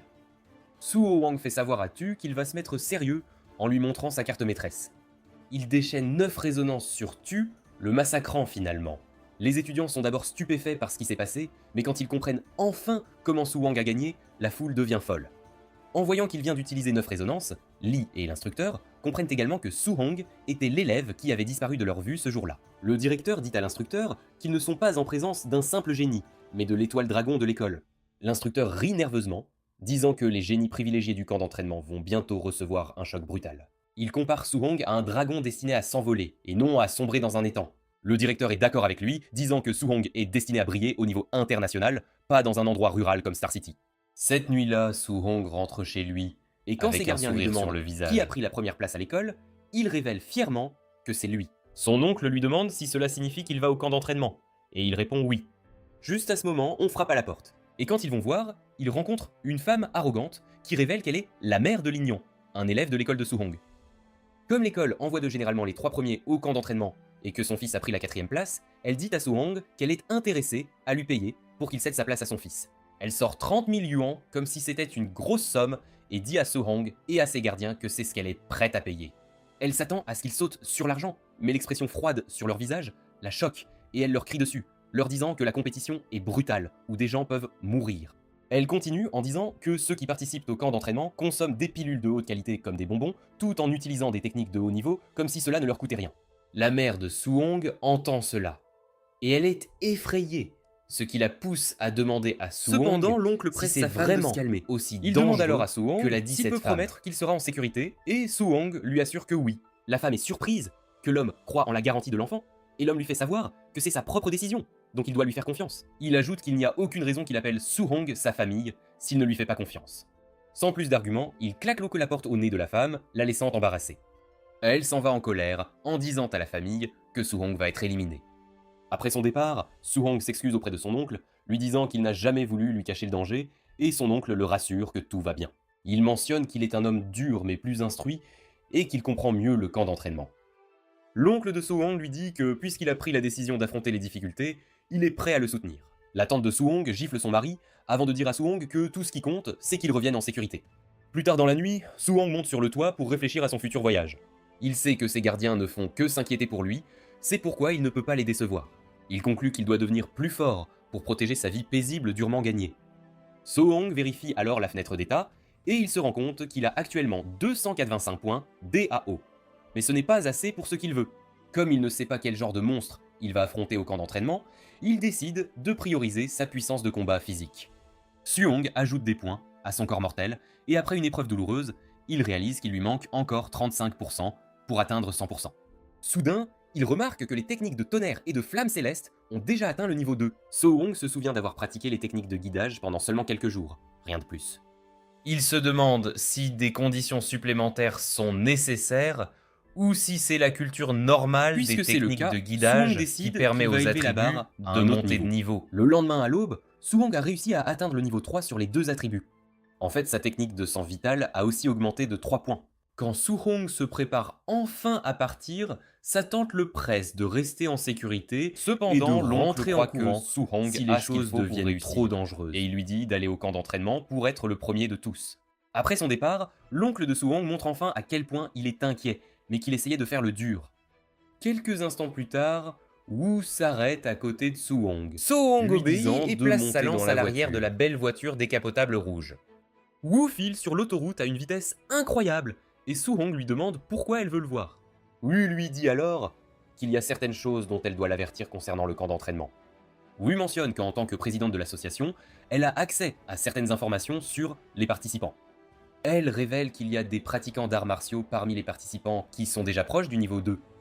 Elle mentionne qu'il y a plusieurs monstres dans le camp d'entraînement, et que les techniques les plus faibles qu'ils maîtrisent sont de rang B. En entendant cela, Su Hong est encore plus excité plutôt que d'avoir peur, car il peut apprendre rapidement les techniques de rang B. Wu admet que Su Hong est le plus fort qu'elle ait vu en matière de talent, mais elle lui fait savoir qu'il n'a pas le même niveau de ressources que ceux qu'il va rencontrer au camp. Elle l'encourage à surmonter les défis et les revers qu'il rencontrera dans le camp d'entraînement parce qu'il est assez talentueux pour le faire. Su Hong remercie Wu pour ses conseils, et Wu est impressionné que Su Hong reste si calme même s'il sait qu'il va dans un endroit dangereux. Plus tard, les 3 participants du lycée de Star City voyagent dans un véhicule avec le principal en direction de la chaîne de montagne Tianlin.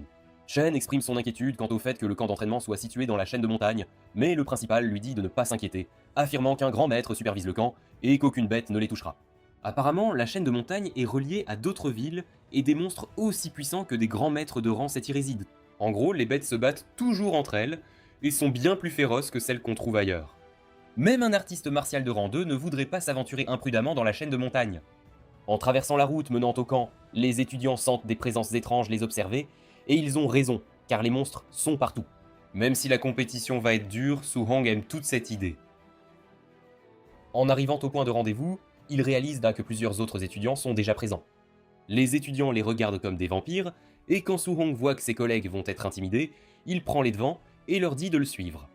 Ils marchent confiants vers le camp temporaire, et l'officiel leur dit qu'ils doivent attendre là, jusqu'à ce que tout le monde arrive. Même après l'arrivée de tous, un examen d'entrée sera encore organisé. Su Hong est surpris d'entendre cela, mais avant qu'il ne puisse poser plus de questions, les grands garçons et filles arrivent au camp. Ils arrivent dans des véhicules luxueux entourés d'un cortège. La rousse est Yao Yang, et elle est liseuse d'esprit. Le gaz en blanc est Lin Qinghe de la famille Lin, et il aime se vanter. Le troisième gars est le fils du seigneur de la ville, Tan Tuo, et il a 95% d'affinité avec le feu. Su Hong réalise que ce trio est la meute de génies dont Wu a parlé. Su Hong est curieux à leur sujet parce qu'il veut voir s'ils sont vraiment des génies ou pas. Une fois tout le monde présent, l'officiel décide qu'il est temps d'exposer les règles du camp d'entraînement. Il leur dit que le camp est situé dans la chaîne de montagne, à 30 km d'où ils sont. Apparemment, ils doivent avoir un jeton pour pouvoir accéder au camp, et il révèle que ces jetons ont été implantés dans certaines bêtes.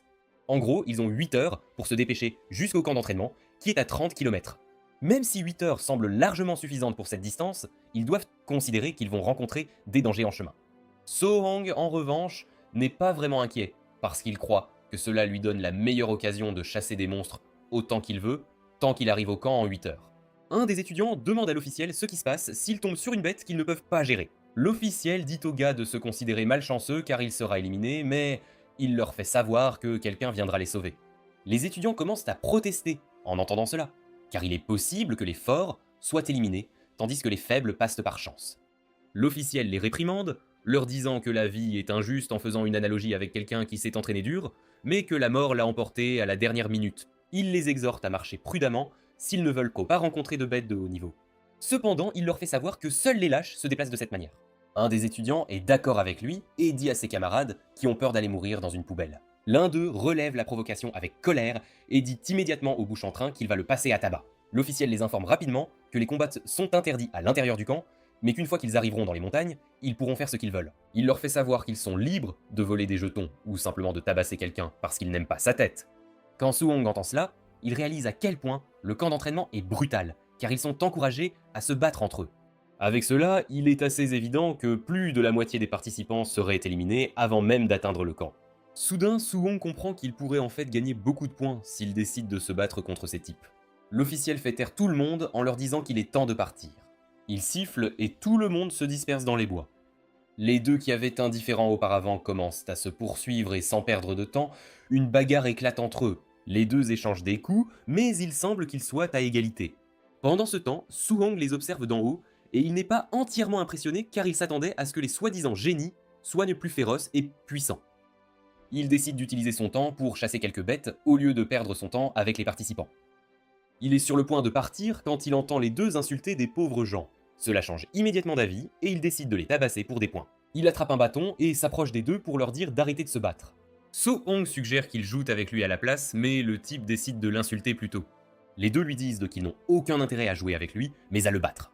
So-hong leur dit alors qu'il se trompe, parce que ce qu'il voulait dire, c'est qu'il veut qu'ils se liguent contre lui et le battent. Le type en uniforme bleu fonce furieusement vers Su-hong, mais Su-hong le frappe si fort au ventre qu'il est envoyé voler au loin. Au moment où l'autre type voit cela, il se rend compte que quelque chose ne va pas car le type est censé être à égalité avec lui, mais Su-hong vient de le mettre KO d'un seul coup. Il réfléchit encore à cela quand Su-hong passe à l'attaque et fonce vers lui. Il le frappe très fort à la tête avec le bâton pour le mettre complètement KO. Après les avoir tabassés, Su-hong leur fait savoir que c'est leur punition pour avoir méprisé les roturiers comme lui. Les gars dans la salle de contrôle sont surpris quand ils voient Su-hong. Ils demandent à leur chef si les deux sont déjà considérés comme éliminés d'un seul coup. Mais il leur dit qu'ils n'ont pas demandé de secours, ce qui signifie qu'ils sont encore dans le jeu. Quelques instants plus tard, les deux se réveillent, furieux d'avoir été humiliés par Su-hong. Les deux commencent à chercher des excuses en disant qu'ils auraient gagné s'ils n'avaient ont maintenant pas un ennemi commun. Les deux finissent par devenir amis afin de se venger de Su-hong. Ils saisissent le bâton qu'il a utilisé pour les battre, afin de pouvoir l'utiliser contre lui aussi. Pendant ce temps, Su-hong est occupé à couper des monstres. Il tombe sur un groupe de sangliers sauvages qui attaquent agressivement en meute, et dès qu'il le voit, il fonce vers lui. Cependant, Su-hong les abat facilement d'un seul coup. Après avoir fini de les exterminer, il remarque qu'avant, il obtenait des dizaines de points DAO martiaux pour avoir vaincu un seul pratiquant martial. Mais depuis qu'il a monté de niveau et est devenu plus fort, les récompenses en points ont de plus en plus diminué. So-hong se souvient alors qu'il doit obtenir des jetons. Il ouvre les sangliers qu'il vient de vaincre, mais ne trouve aucun jeton. Il est surpris que toutes les bêtes qu'il a vaincues n'aient aucun jeton, ce qui lui fait réaliser que les jetons sont cachés à l'intérieur des bêtes de niveau supérieur. 30 minutes plus tard, Su-hong se rend compte qu'il ne trouve plus de bêtes de bas niveau, contrairement à quand il est entré dans la forêt. À ce moment-là, il tombe sur un tigre de nuit fantôme de rang 1. Sans hésiter, Su-hong enfonce sa lance dans la bête, la faisant tomber à terre avant de l'achever par une puissante perforation à la tête. En tuant le tigre, Su-hong gagne 35 points, et il réalise qu'une bête de rang 1 est désormais trop facile pour lui. Cependant, il ne peut qu'espérer que le tigre cache un jeton en lui. Après avoir fouillé l'intérieur de la bête, Su-hong trouve enfin un jeton, ce qui confirme que les jetons sont cachés à l'intérieur des bêtes de haut niveau. Comme il lui a fallu 3 heures pour rencontrer une bête de haut niveau, Su-hong conclut que plus il s'enfonce dans la montagne, plus le rang des bêtes augmente. En même temps, il y en a plusieurs. Su-hong comprend que tuer des monstres de bas niveau lui rapportera plus de points car ils sont nombreux à chasser. So-hong passe donc à une stratégie de quantité plutôt que de qualité, et comme il lui reste 5 heures dans l'évaluation, il décide d'optimiser la progression de son corps mortel. So-hong prend la chasse au sérieux tandis qu'il ravage la forêt, éradiquant les monstres comme des mauvaises herbes. Il combat une multitude de monstres avant de finalement tomber sur un ours, une bête de haut niveau qu'il vainc également assez facilement. Il frappe l'ours contre un arbre avant de le poursuivre comme un maniaque. Tout ce que la bête voit, c'est un homme effrayant, fonçant sur elle avec un coup de poing impardonnable. Le coup de poing est tellement puissant qu'il tue l'ours et détruit même l'arbre derrière lui. So-hong est satisfait de ses progrès, car après avoir élevé son corps mortel à 60%, il peut désormais tuer une bête de rang, un en phase intermédiaire, en comptant uniquement sur sa force physique. Il remarque qu'il a déjà gagné 254 points de DAO martial, ce qui signifie qu'il peut maximiser la progression de son corps mortel avec 100 points supplémentaires. Réalisant qu'il lui reste 3 heures, So-hong décide de récolter autant de points que possible. Soudain, il entend un bruit étrange au loin qui attire son attention. Soudain, une gigantesque bête dorée apparaît juste au-dessus de lui, le laissant se demander quelle sorte de bête c'est. Il a une idée vague de ce que pourrait être la bête. Le légendaire roi des bêtes de Roche Dorée. Il fixe la bête en face quand celle-ci libère son aura. So-hong est obligé de tenir son épée, tandis que ses jambes tremblent, juste pour s'assurer de ne pas être projeté par l'onde de choc provoquée par le battement de l'aura de la bête. So-hong est contraint de sauter derrière un rocher pour échapper à l'aura terrifiante de la bête. Cela indique immédiatement à Su Hong qu'il est encore très faible car récemment il était trop sûr de sa force. Cependant, cela lui a donné une leçon de réalité car face à un adversaire véritable, il n'est rien d'autre qu'une fourmi. Soudain, il remarque une boule de lumière au loin et cette lumière semble humaine. Cet humain est un grand maître de rang 7 et son nom est Qin Tianli. Shin dit à la bête qu'il voudrait emprunter son territoire temporairement pour pouvoir partir. La bête répond à Qin qu'il ne lui a jamais dit qu'il pouvait utiliser son territoire. Comme il fait le dur, Qin dit à la bête qu'il va simplement devoir le battre pour le soumettre. Shin se précipite vers la bête et lui donne un coup de poing si fort que la bête hurle de douleur, mais le grand maître lui ordonne de fermer sa bouche car il n'a pas encore fini avec lui. Shin porte plusieurs coups douloureux au corps de la bête pour lui montrer qui est le patron. Après avoir battu la bête à sa satisfaction, Qin lui ordonne de disparaître car il ne souhaite pas répéter ses paroles. Il dit au roi des bêtes de se volatiliser sur le champ car il prend désormais possession de ses terres. Le roi des bêtes finit par s'enfuir en menaçant d'une revanche, mais Qin lui ordonne d'arrêter de jacasser. Shin utilise alors son aura écrasante pour communiquer aux candidats, se présentant tout en révélant qu'il est responsable de l'évaluation. Il les rassure qu'ils n'ont rien à craindre, car il va les protéger. Voyant à quel point Qin est puissant, Su Hong élève immédiatement son niveau. Quelques instants plus tard, Qin revient au camp, où les autres instructeurs l'attendent pour l'accueillir. Il félicite le grand maître d'être si puissant qu'il a réussi à soumettre le roi des bêtes de Roche Dorée, connu pour sa force physique redoutable. Shin dit au groupe d'arrêter de le flatter et de simplement le suivre dans la salle de contrôle pour voir ceux qui ont résisté à l'aura de la bête. En entrant dans la salle de contrôle, ils regardent une reprise de ce qui s'est passé lorsque la bête a déchaîné son aura. Shin réalise que Tantuo a pu résister à l'aura en tenant bon. Shin demande ces informations et un des instructeurs lit le dossier de Tantuo. Shin est surpris d'apprendre que Tantuo est le fils du seigneur de la ville qui engendre toujours des déchets. Shin n'arrive pas à croire que ce mec ait finalement réussi à donner naissance à un enfant talentueux sur le long terme. Xing, quant à lui, a utilisé ses impressionnants déplacements pour échapper à l'aura de la bête. Et selon les rapports, il a une affinité de 96% pour l'attribut vent. Et pour Zhao, qui est utilisateur de télékinésie, elle a pu résister à l'aura de la bête grâce à ses pouvoirs mentaux. Après avoir regardé le trio, Chen se rend compte qu'ils ont des talents incroyables, mais il veut savoir s'il y a quelqu'un d'autre qui a résisté à l'aura de la bête. Son assistant commence à appeler les noms de ceux qui ont effectivement réussi à résister à l'aura. Après une longue liste ennuyeuse, l'assistant dit à Shin que les personnes qu'elle vient de mentionner ont toutes une force de premier niveau. C'est pourquoi elles n'ont pas perdu connaissance face à l'aura de la bête. Shin n'est pas totalement impressionné puisque tous viennent de grandes familles. Il veut savoir s'il y a quelqu'un d'un milieu ordinaire qui a réussi à résister à l'aura de la bête. Son assistant lui dit que les étudiants des écoles régulières ne sont qu'au premier stade du premier niveau. Elle s'apprête à plonger profondément dans Star City High quand Shin l'arrête, lui disant qu'il en a assez entendu car cette école ne vaut pas vraiment son nom. Soudain, un autre instructeur remarque Su Hong à l'écran en train d'éliminer des monstres. Il avait en gros juste supporté l'aura de la bête, mais il avait encore l'énergie pour chasser les bêtes. L'instructrice décide de l'examiner et elle se fige, soudain de peur, en mentionnant que Su Hong est un putain de monstre de Star City High. L'autre gars pense que sa collègue exagère, et il lui prend le rapport pour voir pourquoi elle réagit ainsi. Juste en regardant le rapport, le gars a un blanc mental. Shin se demande pourquoi les deux artistes martiaux de niveau 5 tremblent en voyant un rapport. Shin décide de vérifier le rapport, mais il panique aussi dès qu'il voit ce dont Su Hong est capable. En fait, il ne veut pas croire que Su Hong est un simple humain à ce stade. Su Hong a en gros une affinité pour tous les attributs, ce qui fait de lui un monstre d'un autre genre. Dans la recommandation du rapport, tout ce que Su Hong est capable de faire est inclus, et il est aussi noté qu'il cultive actuellement les 7 attributs. L'excitation saisit Shin car il ne s'attendait pas à ce qu'un tel talent émerge d'une zone rurale. Shin crie d'excitation en disant qu'ils viennent de décrocher le jackpot du millénaire. Juste à ce moment, il mentionne quelque chose de totalement étrange. Il signale que la vitalité de Su Hong n'est que de 120 points, et pour son talent, c'est assez bizarre. L'instructrice rappelle alors à Shin que Su Hong cultive les 7 attributs en même temps. L'homme panique en disant que c'est pour cela que Su Hong sera bloqué, car même un dieu serait ruiné par cela. Il se demande si Wu ne lui a pas expliqué comment cela fonctionne pour lui. Juste alors, un assistant arrive pour leur dire que les étudiants ont commencé à arriver. Shin se précipite dehors pour les inspecter, et comme prévu, les 3 super génies sont les premiers à arriver au camp, car ils ont réussi à arriver 6 heures après le début de l'examen. Peu de temps après, plus de candidats continuent d'arriver, et 30 minutes avant la fin, tous les candidats sont censés être arrivés au camp, sauf Su Hong. Les autres candidats pensent qu'aussi que celui qui ne s'est pas montré alors qu'il reste seulement 30 minutes au compteur ne mérite pas d'être au camp d'entraînement. Au fond, Shin se demande pourquoi Su Hong ne s'est pas encore montré. Shin commence à s'inquiéter que la précieuse pépite qu'il vient de découvrir soit sur le point de se perdre à nouveau. Juste au moment où l'horloge est sur le point de s'éteindre, Su Hong apparaît au loin. Il était totalement absorbé par la récolte de points d'entraînement, au point d'en perdre la notion du temps. Et grâce à cela, il est couvert de sang et d'intestins de bête de la tête aux pieds. Lorsque les autres candidats le voient, ils commencent à se moquer de lui, croyant qu'il a eu une vie difficile, ce qui explique son apparence sale. Les deux simples d'esprit qui voulaient se venger de lui ont aussi réussi, mais ils ont décidé d'attendre le camp d'entraînement pour se venger. Au bout de 8 heures, l'officiel rassemble les candidats pour leur annoncer que ceux qui ne sont pas arrivés à ce moment ont échoué à l'examen. Comme ils sont tous présents, il comprend qu'il est temps de leur expliquer les règles du camp d'entraînement.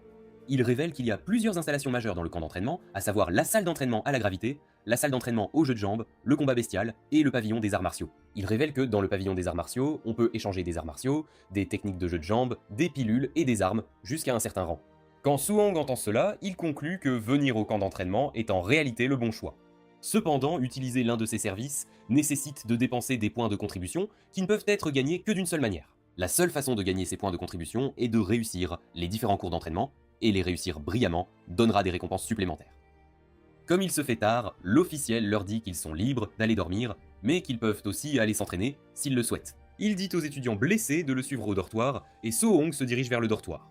So-hong entre dans sa chambre, et il est heureux de constater que c'est une chambre simple, ce qui signifie qu'il a sa vie privée sans que personne ne le regarde tandis qu'il s'entraîne. So-hong se couche alors sur le lit pour préparer au maximum son corps mortel, puisqu'il a maintenant assez de points martiaux pour le faire. So-hong insère tous les points dans la fente, ce qui génère beaucoup de chaleur, qui a failli le transformer en lave, mais au final, il réussit son évolution.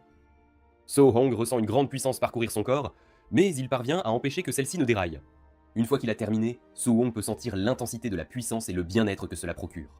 Il vérifie la fenêtre de statut et réalise qu'on lui a attribué un titre de force, à savoir corps de suzerain.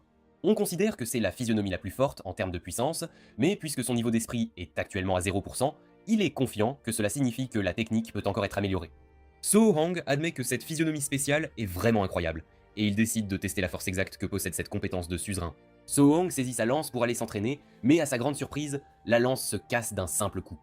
So-hong expire de douleur car les alliages de Rancé sont assez coûteux, et il a payé une grosse somme pour celle-ci. Soudain, il se rend compte qu'il ne l'a en fait pas achetée, car il l'a ramassée. Il comprend qu'il devra rassembler suffisamment de points de contribution au plus vite pour échanger contre une lance en alliage de rang A. So-hong se demande combien de kilos il pourrait supporter s'il portait un gilet lesté pour gagner des points de contribution. Pendant ce temps, à l'entrepôt, Tantuo se déplace avec un gilet lesté de 3 tonnes, affirmant qu'il est même léger. Les autres candidats restent bouche bée devant l'impressionnante démonstration de Tantuo. En gros, ils ont toutes les raisons d'être émerveillés, car un artiste martial de niveau 1 normal ne peut gérer que quelques centaines de kilogrammes. Même Zhao et Xing admettent que la force de Tantuo est quelque chose de remarquable. Même Shin et les autres qui observent depuis la salle de contrôle sont impressionnés par sa force brute. L'assistante demande alors à Shin quand ils sont censés trouver Su-hong pour lui expliquer les dangers de cultiver les 7 attributs. Shin répond qu'ils ne peuvent pas être directs car les génies sont fiers, et lui dire directement ne ferait que se retourner contre eux.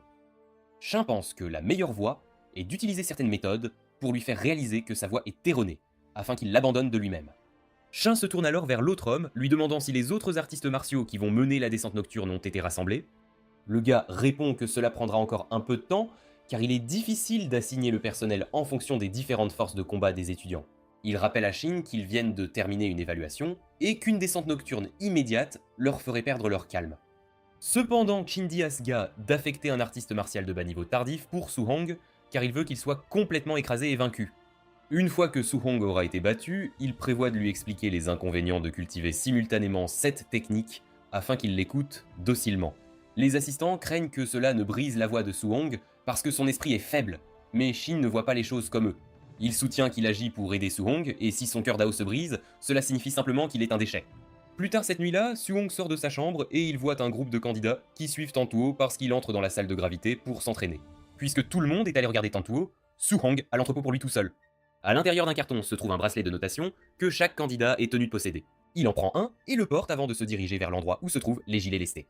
Il se rend compte que le gilet le plus lourd dans la salle est évalué à 10 tonnes, ce qui le choque et le laisse complètement abasourdi. Il se demande de quoi il est fait, et qui diable porterait quelque chose d'aussi lourd. Il essaye de le porter, mais se rend compte que c'est trop lourd pour lui. Même s'il pourrait peut-être le porter, cela l'affecterait de manière drastique. Su-hong décide alors de porter un gilet lesté de 5 tonnes, qui semble très léger sur lui. Il court dans la salle pour tester cela, et il réalise que c'est ce qui lui convient le mieux. Cependant, il est curieux de savoir ce que Tantuo et les autres ont choisi, et à son insu, il est bien supérieur à eux, Il est convaincu qu'ils sont plus forts que lui, et il décide d'aller voir leur séance d'entraînement car il espère pouvoir en tirer une ou deux expériences. Pendant ce temps, les autres candidats chouchoutent Tantua parce qu'il est entré dans la salle de gravité avec un gilet de 3 tonnes. Il a également réglé la gravité à 2 fois, ce qui signifie qu'il joue actuellement avec 6 tonnes. Bien qu'il ait du mal avec cela, c'est encore assez impressionnant pour les candidats. Lorsque Su-hong apprend le poids du gilet de Tanto, il réalise qu'il a essentiellement une idée fausse sur la robustesse du corps de l'Overlord. Juste à ce moment-là, Chen et Tu arrivent pour demander à Su-hong pourquoi il n'entre pas dans la salle de gravité. Les deux expriment leurs inquiétudes, disant qu'ils seraient juste embarrassés s'ils entraient, parce que leurs adversaires sont incroyablement forts. Comme ils ont tous peur, Su-hong décide d'entrer dans la salle. Les autres candidats sont surpris de voir Su-hong entrer dans la pièce, et ils pensent qu'il a une case en moins. Certains supposent même qu'il ne porte pas de gilet lesté, et cela grâce à la veste qu'il porte. Tout le monde continue à le traiter de déchet. Mais il reste silencieux. En gros, les salles de gravité nécessitent beaucoup d'argent pour être construites, puisque Su-hong peut utiliser l'une d'elles gratuitement, il n'est pas question qu'il laisse passer cette chance. Comme il porte un gilet de 5 tonnes, régler la gravité à 2 fois sera difficile pour lui, car cela ferait 10 tonnes. Su-hong prévoit de durer plus longtemps dans la salle de gravité, et il décide de régler la gravité à 1,5 fois. Même cela semble tellement lourd que Su-hong a presque envie de perdre pied. Il se tord de douleur, tandis que les autres candidats se moquent de lui en disant qu'il ne porte pas de gilet, mais a quand même réglé la gravité à 1,5 fois. Les candidats se rappellent alors que Su-hong est arrivé le dernier ce jour-là, alors ils en déduisent qu'il est assez faible. Au lieu de courir pour frimer, Su-hong décide de s'asseoir là et de cultiver cette technique sous le poids écrasant. 2 heures plus tard, il a réussi à améliorer les autres attributs, sauf le tonnerre et le feu. De plus, sa vitalité est également passée de 126 à 130. Su-hong est impressionné par cela, et il réalise que les autres salles auront aussi quelque chose de bien pour eux, parce que la salle de gravité vient de lui donner quelques points. Su-hong lutte pour se lever, et quand il se tient enfin debout, les candidats qui regardent encore se moquent de lui en disant qu'il est si nul. Juste à ce moment-là, Su-hong enlève sa veste parce qu'il étouffe de chaleur, et c'est alors que les deux qui se moquent de lui réalisent qu'il porte un gilet lesté. Cependant, ils pensent encore qu'il est un perdant, car il n'y a pas d'étiquette sur le gilet, ce qui leur fait croire qu'il ne pèse pas plus de 500 kg au maximum. Certains croient qu'il pourrait en fait être fort, mais ils sont convaincus qu'il n'est toujours pas aussi fort que Tantuo. Peu de temps après, Tantuo sort de la salle de gravité, et les candidats se précipitent vers lui pour l'adorer. Tantuo sort, totalement épuisé des 2 heures qu'il a passées dans la salle de gravité. Tantuo laisse alors tomber le gilet lesté, et il fait flexer ses muscles devant les candidats qui regardent. Singh s'approche alors de Tantuo, admettant qu'il est numéro 1 en termes de force pure, mais il l'invite à venir dans la salle d'agilité, où il pourra lui montrer qui est le patron. Tantuo reconnaît qu'il ne peut rien opposer à Singh en matière d'agilité, et cela grâce à son attribut vent. Su-hong entend parler d'une technique de mouvement de rang A, et il décide d'aller vérifier Singhe. Su-hong rejoint alors les autres pour regarder Singh montrer sa technique de mouvement de rang A, le nuage du signe volant. En fait, ils sont encore plus impressionnés que Singhe ait réglé la difficulté au maximum. Sa façon de se mouvoir avec la technique laisse les candidats bouche bée. Singhe est si fluide avec la technique que même les pédales semblent de son côté enregistre immédiatement la technique dans son archive. Sans perdre de temps, il commence à suivre le mouvement, et quand les candidats voient cela, ils commencent à se moquer de lui demandant ce qu'il pense faire. Il taquine Su-hong, lui disant qu'il est impossible d'apprendre la technique du signe volant rien qu'en la regardant. Su-hong les ignore et continue à pratiquer son mouvement. Et pendant qu'il fait cela, son niveau de maîtrise ne cesse d'augmenter. En un rien de temps, le système l'informe qu'il a appris la technique, il est donc officiellement entré dans le stade débutant. Su-hong est content d'avoir enfin appris une technique de rang A. Cependant, il doit admettre que la technique est trop flashy, ce qui la rend embarrassante à exécuter. Comme il n'a jamais vu la version normale auparavant, il ne peut que copier ce que Singhu a montré. Su-hong revient alors à la réalité, et comme il a appris la technique, il se rend compte qu'il n'a pas besoin d'entrer dans la salle d'agilité. Su-hong pense à se diriger vers la salle des bêtes féroces pour chasser des bêtes et ainsi gagner des points d'arts martiaux afin d'augmenter sa vitalité. À ce moment-là, Su-hong remarque que les candidats le regardent. Il se retourne pour les entendre parler de combien ses mouvements sont super flashy, et c'est à ce moment-là qu'il réalise qu'il a peut-être vraiment fait la technique de façon aussi flashy que Songhai. Su-hong s'élance immédiatement parce qu'il réalise que Songhi ne peut pas être son mentor en ce qui concerne les techniques de mouvement. En quittant les lieux, il remarque que quelqu'un pourrait le suivre, et il a raison car les deux jumeaux Vendetta cherchent toujours à lui donner une leçon.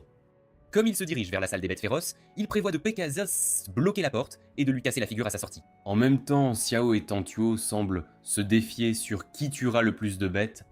Su-hong arrive là pour trouver les deux en train de se disputer, et comme il n'a jamais vu un utilisateur de télékinésie se battre auparavant, il décide de regarder avant d'aller chasser ses propres bêtes féroces. Xia entre dans la pièce, et à la stupéfaction de Su-hong, elle commence à flotter dans les airs. Comme c'est seulement une méthode que possèdent les grands maîtres, Su-hong réalise que cela est dû au fait qu'elle est une psychokinésiste. Comme si cela ne suffisait pas, Su-hong ouvre la bouche de stupeur en voyant Xiao abattre des monstres avec des rayons de lumière. Une bête essaie de lancer une attaque surprise sur Xiao par derrière, mais elle attrape facilement la bête grâce à ses pouvoirs. Avec la bête immobilisée, elle la découpe impitoyablement avec ses rayons lumineux. Su-hong comprend enfin que les rayons lumineux sont des dagues incroyables. Avec tout ce que Su-hong a vu Xiao faire, il comprend enfin pourquoi les utilisateurs de psychokinésie sont terriblement puissants. Xiao tombe sur un énorme python, et Xiao invoque une grande épée de lumière qu'elle utilise pour couper le serpent en deux en la lançant sur celui-ci. Cela marque encore plus Su-hong car il ne se souvient pas avoir vu la fille tenir une arme auparavant. De plus, il sait qu'une arme aussi grosse serait très lourde, ce qui signifie qu'elle peut le faire parce que les psychokinétiques sont des humains fous. Sing, eux, informent les autres candidats que ce qu'ils voient est un art martial exclusif aux psychokinétiques, et il est aussi élevé que de rang A. Les autres candidats sont surpris d'entendre cela, car c'est la première fois qu'ils en entendent parler. Les candidats lui demandent comment il connaît tout cela, tout en lui demandant si Tantuo a aussi une compétence de rang A. Sing le confirme, et les candidats paniquent car ils le considèrent déjà comme un maniaque. Puisque les génies ont tous des techniques d'entraînement avancées, Su-hong se rend compte que le camp d'entraînement est rempli de bons arts martiaux. Il est simplement heureux d'être venu au bon endroit. Juste à ce moment-là, Su-hong vérifie Tantuo, mais à sa grande surprise, ce dernier n'utilise aucune technique martiale en battant les monstres. Su-hong réalise rapidement que le gars n'est même pas prêt à dévoiler son atout maître. Néanmoins, il est confiant de trouver un moyen d'apprendre de Tantuo plus tard. Il est impatient de devenir un psychokinésiste, mais sa puissance spirituelle est faible. Comme il faut une puissance spirituelle de plus de 100 points, il se rend compte qu'il lui en manque encore 73.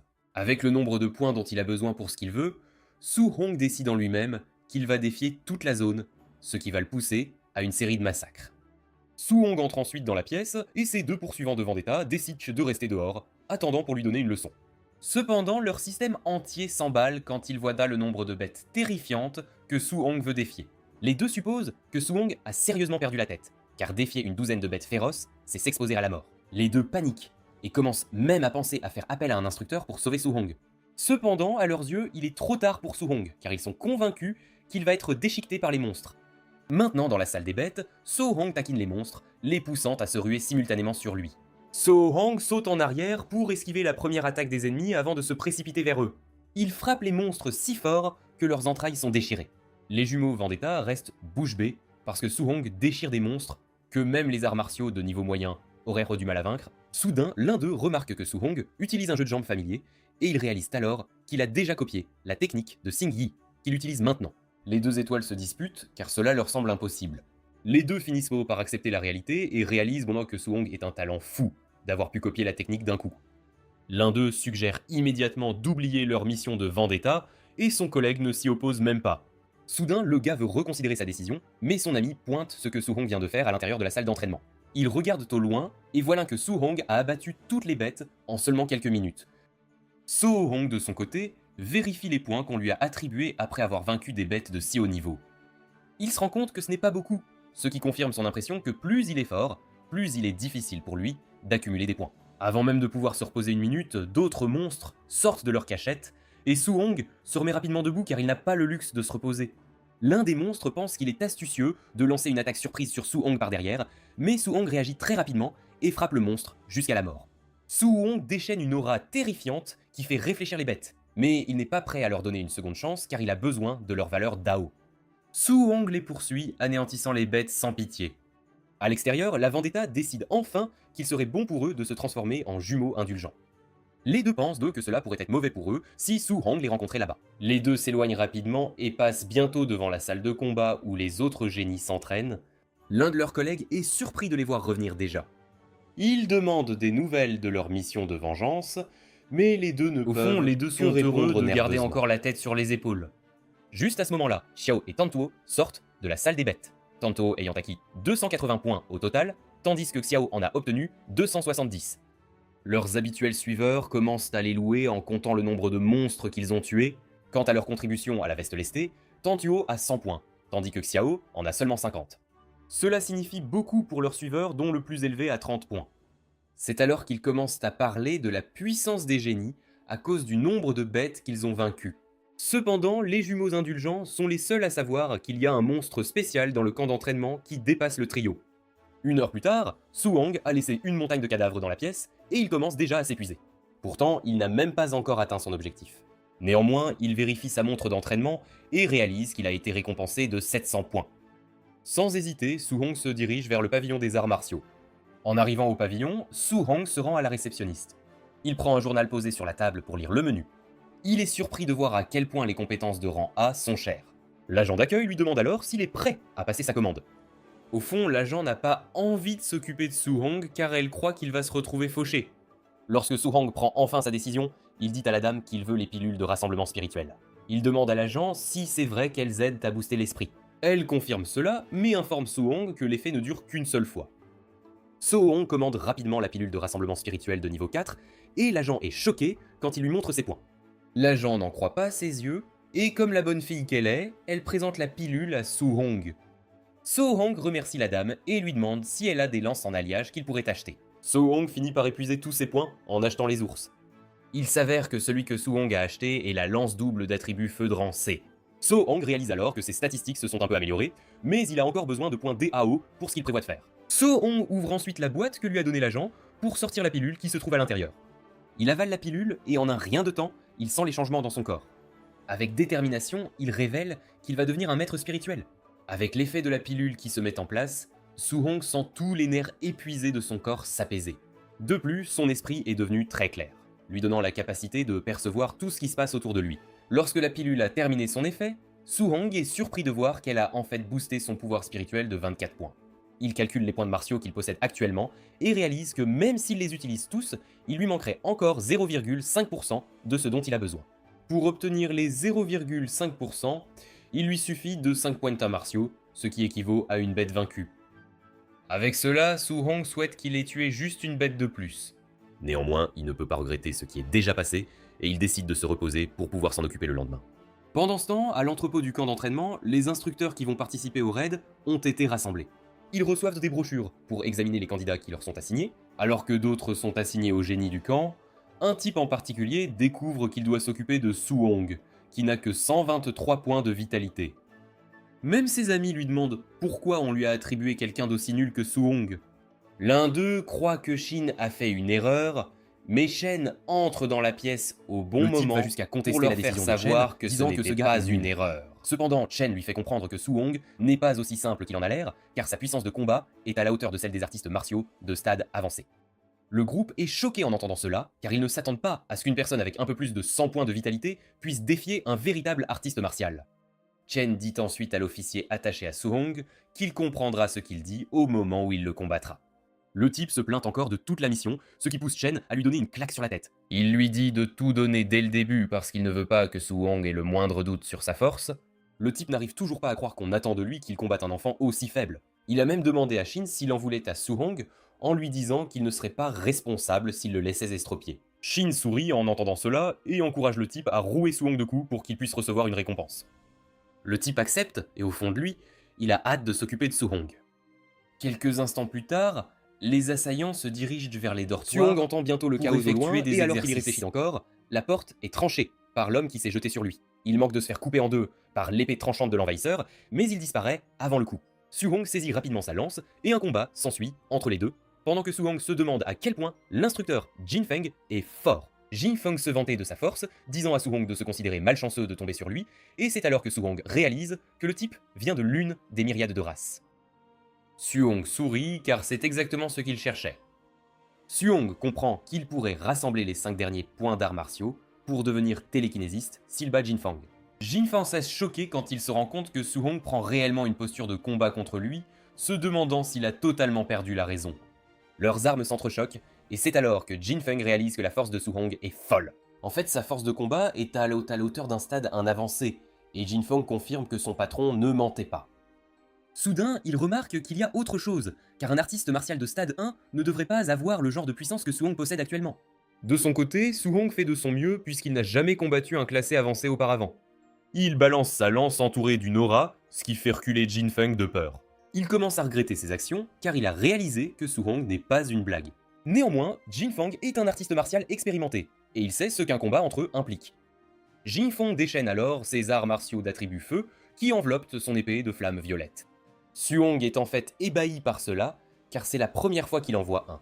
Jinfeng se jette alors sur Su-hong en le provoquant, lui demandant comment il compte bloquer son attaque puissante appelée la fente flamboyante.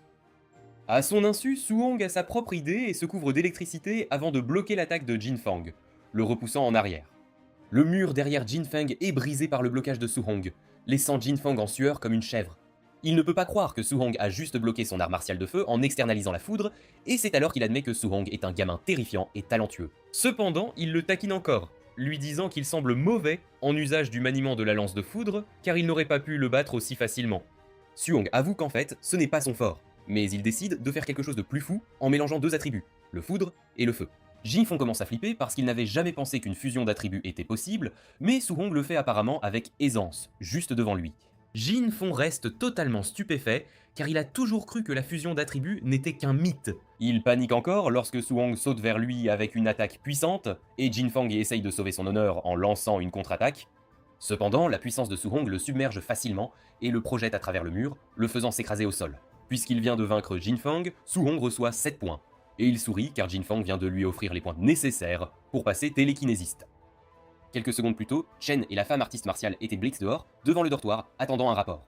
Chen croit que Su-hong devrait déjà recevoir la raclée de sa vie, et après cela, il pourra le persuader d'arrêter de poursuivre plusieurs techniques de guidage pour en se concentrer sur une seule. C'est à ce moment que Jinfeng est projeté à travers le mur, s'écrasant juste devant le grand maître. Il est complètement KO, le visage meurtri par de multiples coups.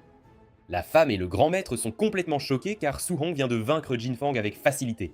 En même temps, les trois génies ont vaincu leurs adversaires, les envoyant s'écraser à travers le mur, comme Su-hong l'a fait. Le trio sort du mur brisé, disant au grand maître qu'il aurait dû envoyer des adversaires plus forts, car ceux-ci sont vraiment faibles. Tantôt remarque alors qu'il y a 4 instructeurs vaincus au sol, et la personne qui a vaincu le quatrième a même fini plus rapidement qu'eux. Sing-hee suppose que Jinfeng est faible, c'est pourquoi il a perdu contre son adversaire. Cependant, la femme artiste martiale sait que Jinfeng est en réalité le plus fort des 4. Shan n'est pas surpris que les 3 génies aient remporté une victoire, mais il sait que Su-hong est un artiste martial de rang 1 au stade précoce. Ce qui signifie que face à un adversaire de rang 2, soudain, un officiel ce devrait être difficile, pour dire à Tian que quelque chose vient de se mais passer. il a même Sin suppose fini qu'un plus étudiant a vite été tué. que les Et il 3 dit au gars génies. que c'est assez habituel.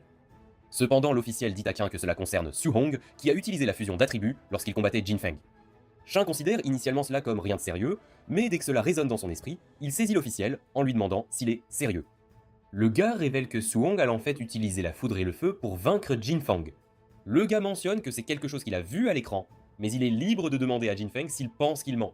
Jinfeng parvient à revenir à la vie pour dire à Qin que Su-hong a vraiment utilisé la fusion d'attributs. Le grand maître panique de nouveau en révélant que le seul génie au monde capable d'effectuer la fusion d'attributs a passé 12 ans à l'étudier, mais Su-hong la pratique depuis seulement 1 mois. Le grand maître commence à s'emballer à propos de tout cela, et il se vante que Su-hong est un prodige céleste descendu sur Terre sous forme humaine. La dame demande alors à Qin si la fusion d'attributs est vraiment aussi puissante qu'il le dit. Shin lui explique alors que la première personne à la faire a pu maîtriser 2 combattants de rang 2 alors qu'il était encore de rang 1. La dame demande ensuite pourquoi on n'en parle pas assez, et Shin mentionne que les recherches montrent que réaliser cette technique est extrêmement difficile, et elle comporte aussi un risque de paralyser sa cultivation. Il leur dit que c'est fondamentalement inutile car on resterait coincé au rang 1 pour la vie. Cependant, il est impressionné par la façon dont Su-hong a réussi en seulement 1 mois, ce qui montre à quel point son niveau de compréhension est fou.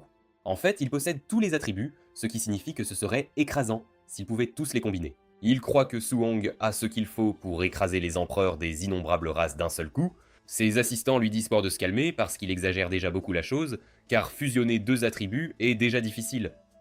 À ce moment-là, Qin demande pardon pour son excitation initiale et dit qu'il ne peut pas permettre à Su-hong de cultiver les 7, car il serait coincé à une fusion de 3 attributs, ce qui serait mauvais. Juste alors, le gars mentionne que Su-hong a pu submerger Jinfeng avec sa force écrasante, et le grand maître le réprimande de ne pas avoir dit quelque chose d'aussi important plus tôt. Le trio reste choqué parce que Su-hong a un peu plus de 100 points de sang vital, mais il a pu submerger Jinfeng qui en a 500. Qin leur dit alors que la constitution de Su-hong pourrait être légendaire, et il décide qu'un combat d'entraînement aura lieu le lendemain parce qu'il veut une évaluation complète de la force de combat et du sang vital de Su-hong. Il dit aux deux d'amener les génies, Tantuo et les autres, pour combattre Su-hong parce qu'il veut voir ce qui se passerait lorsqu'un phénomène comme Su-hong affronte les plus grands génies du camp d'entraînement.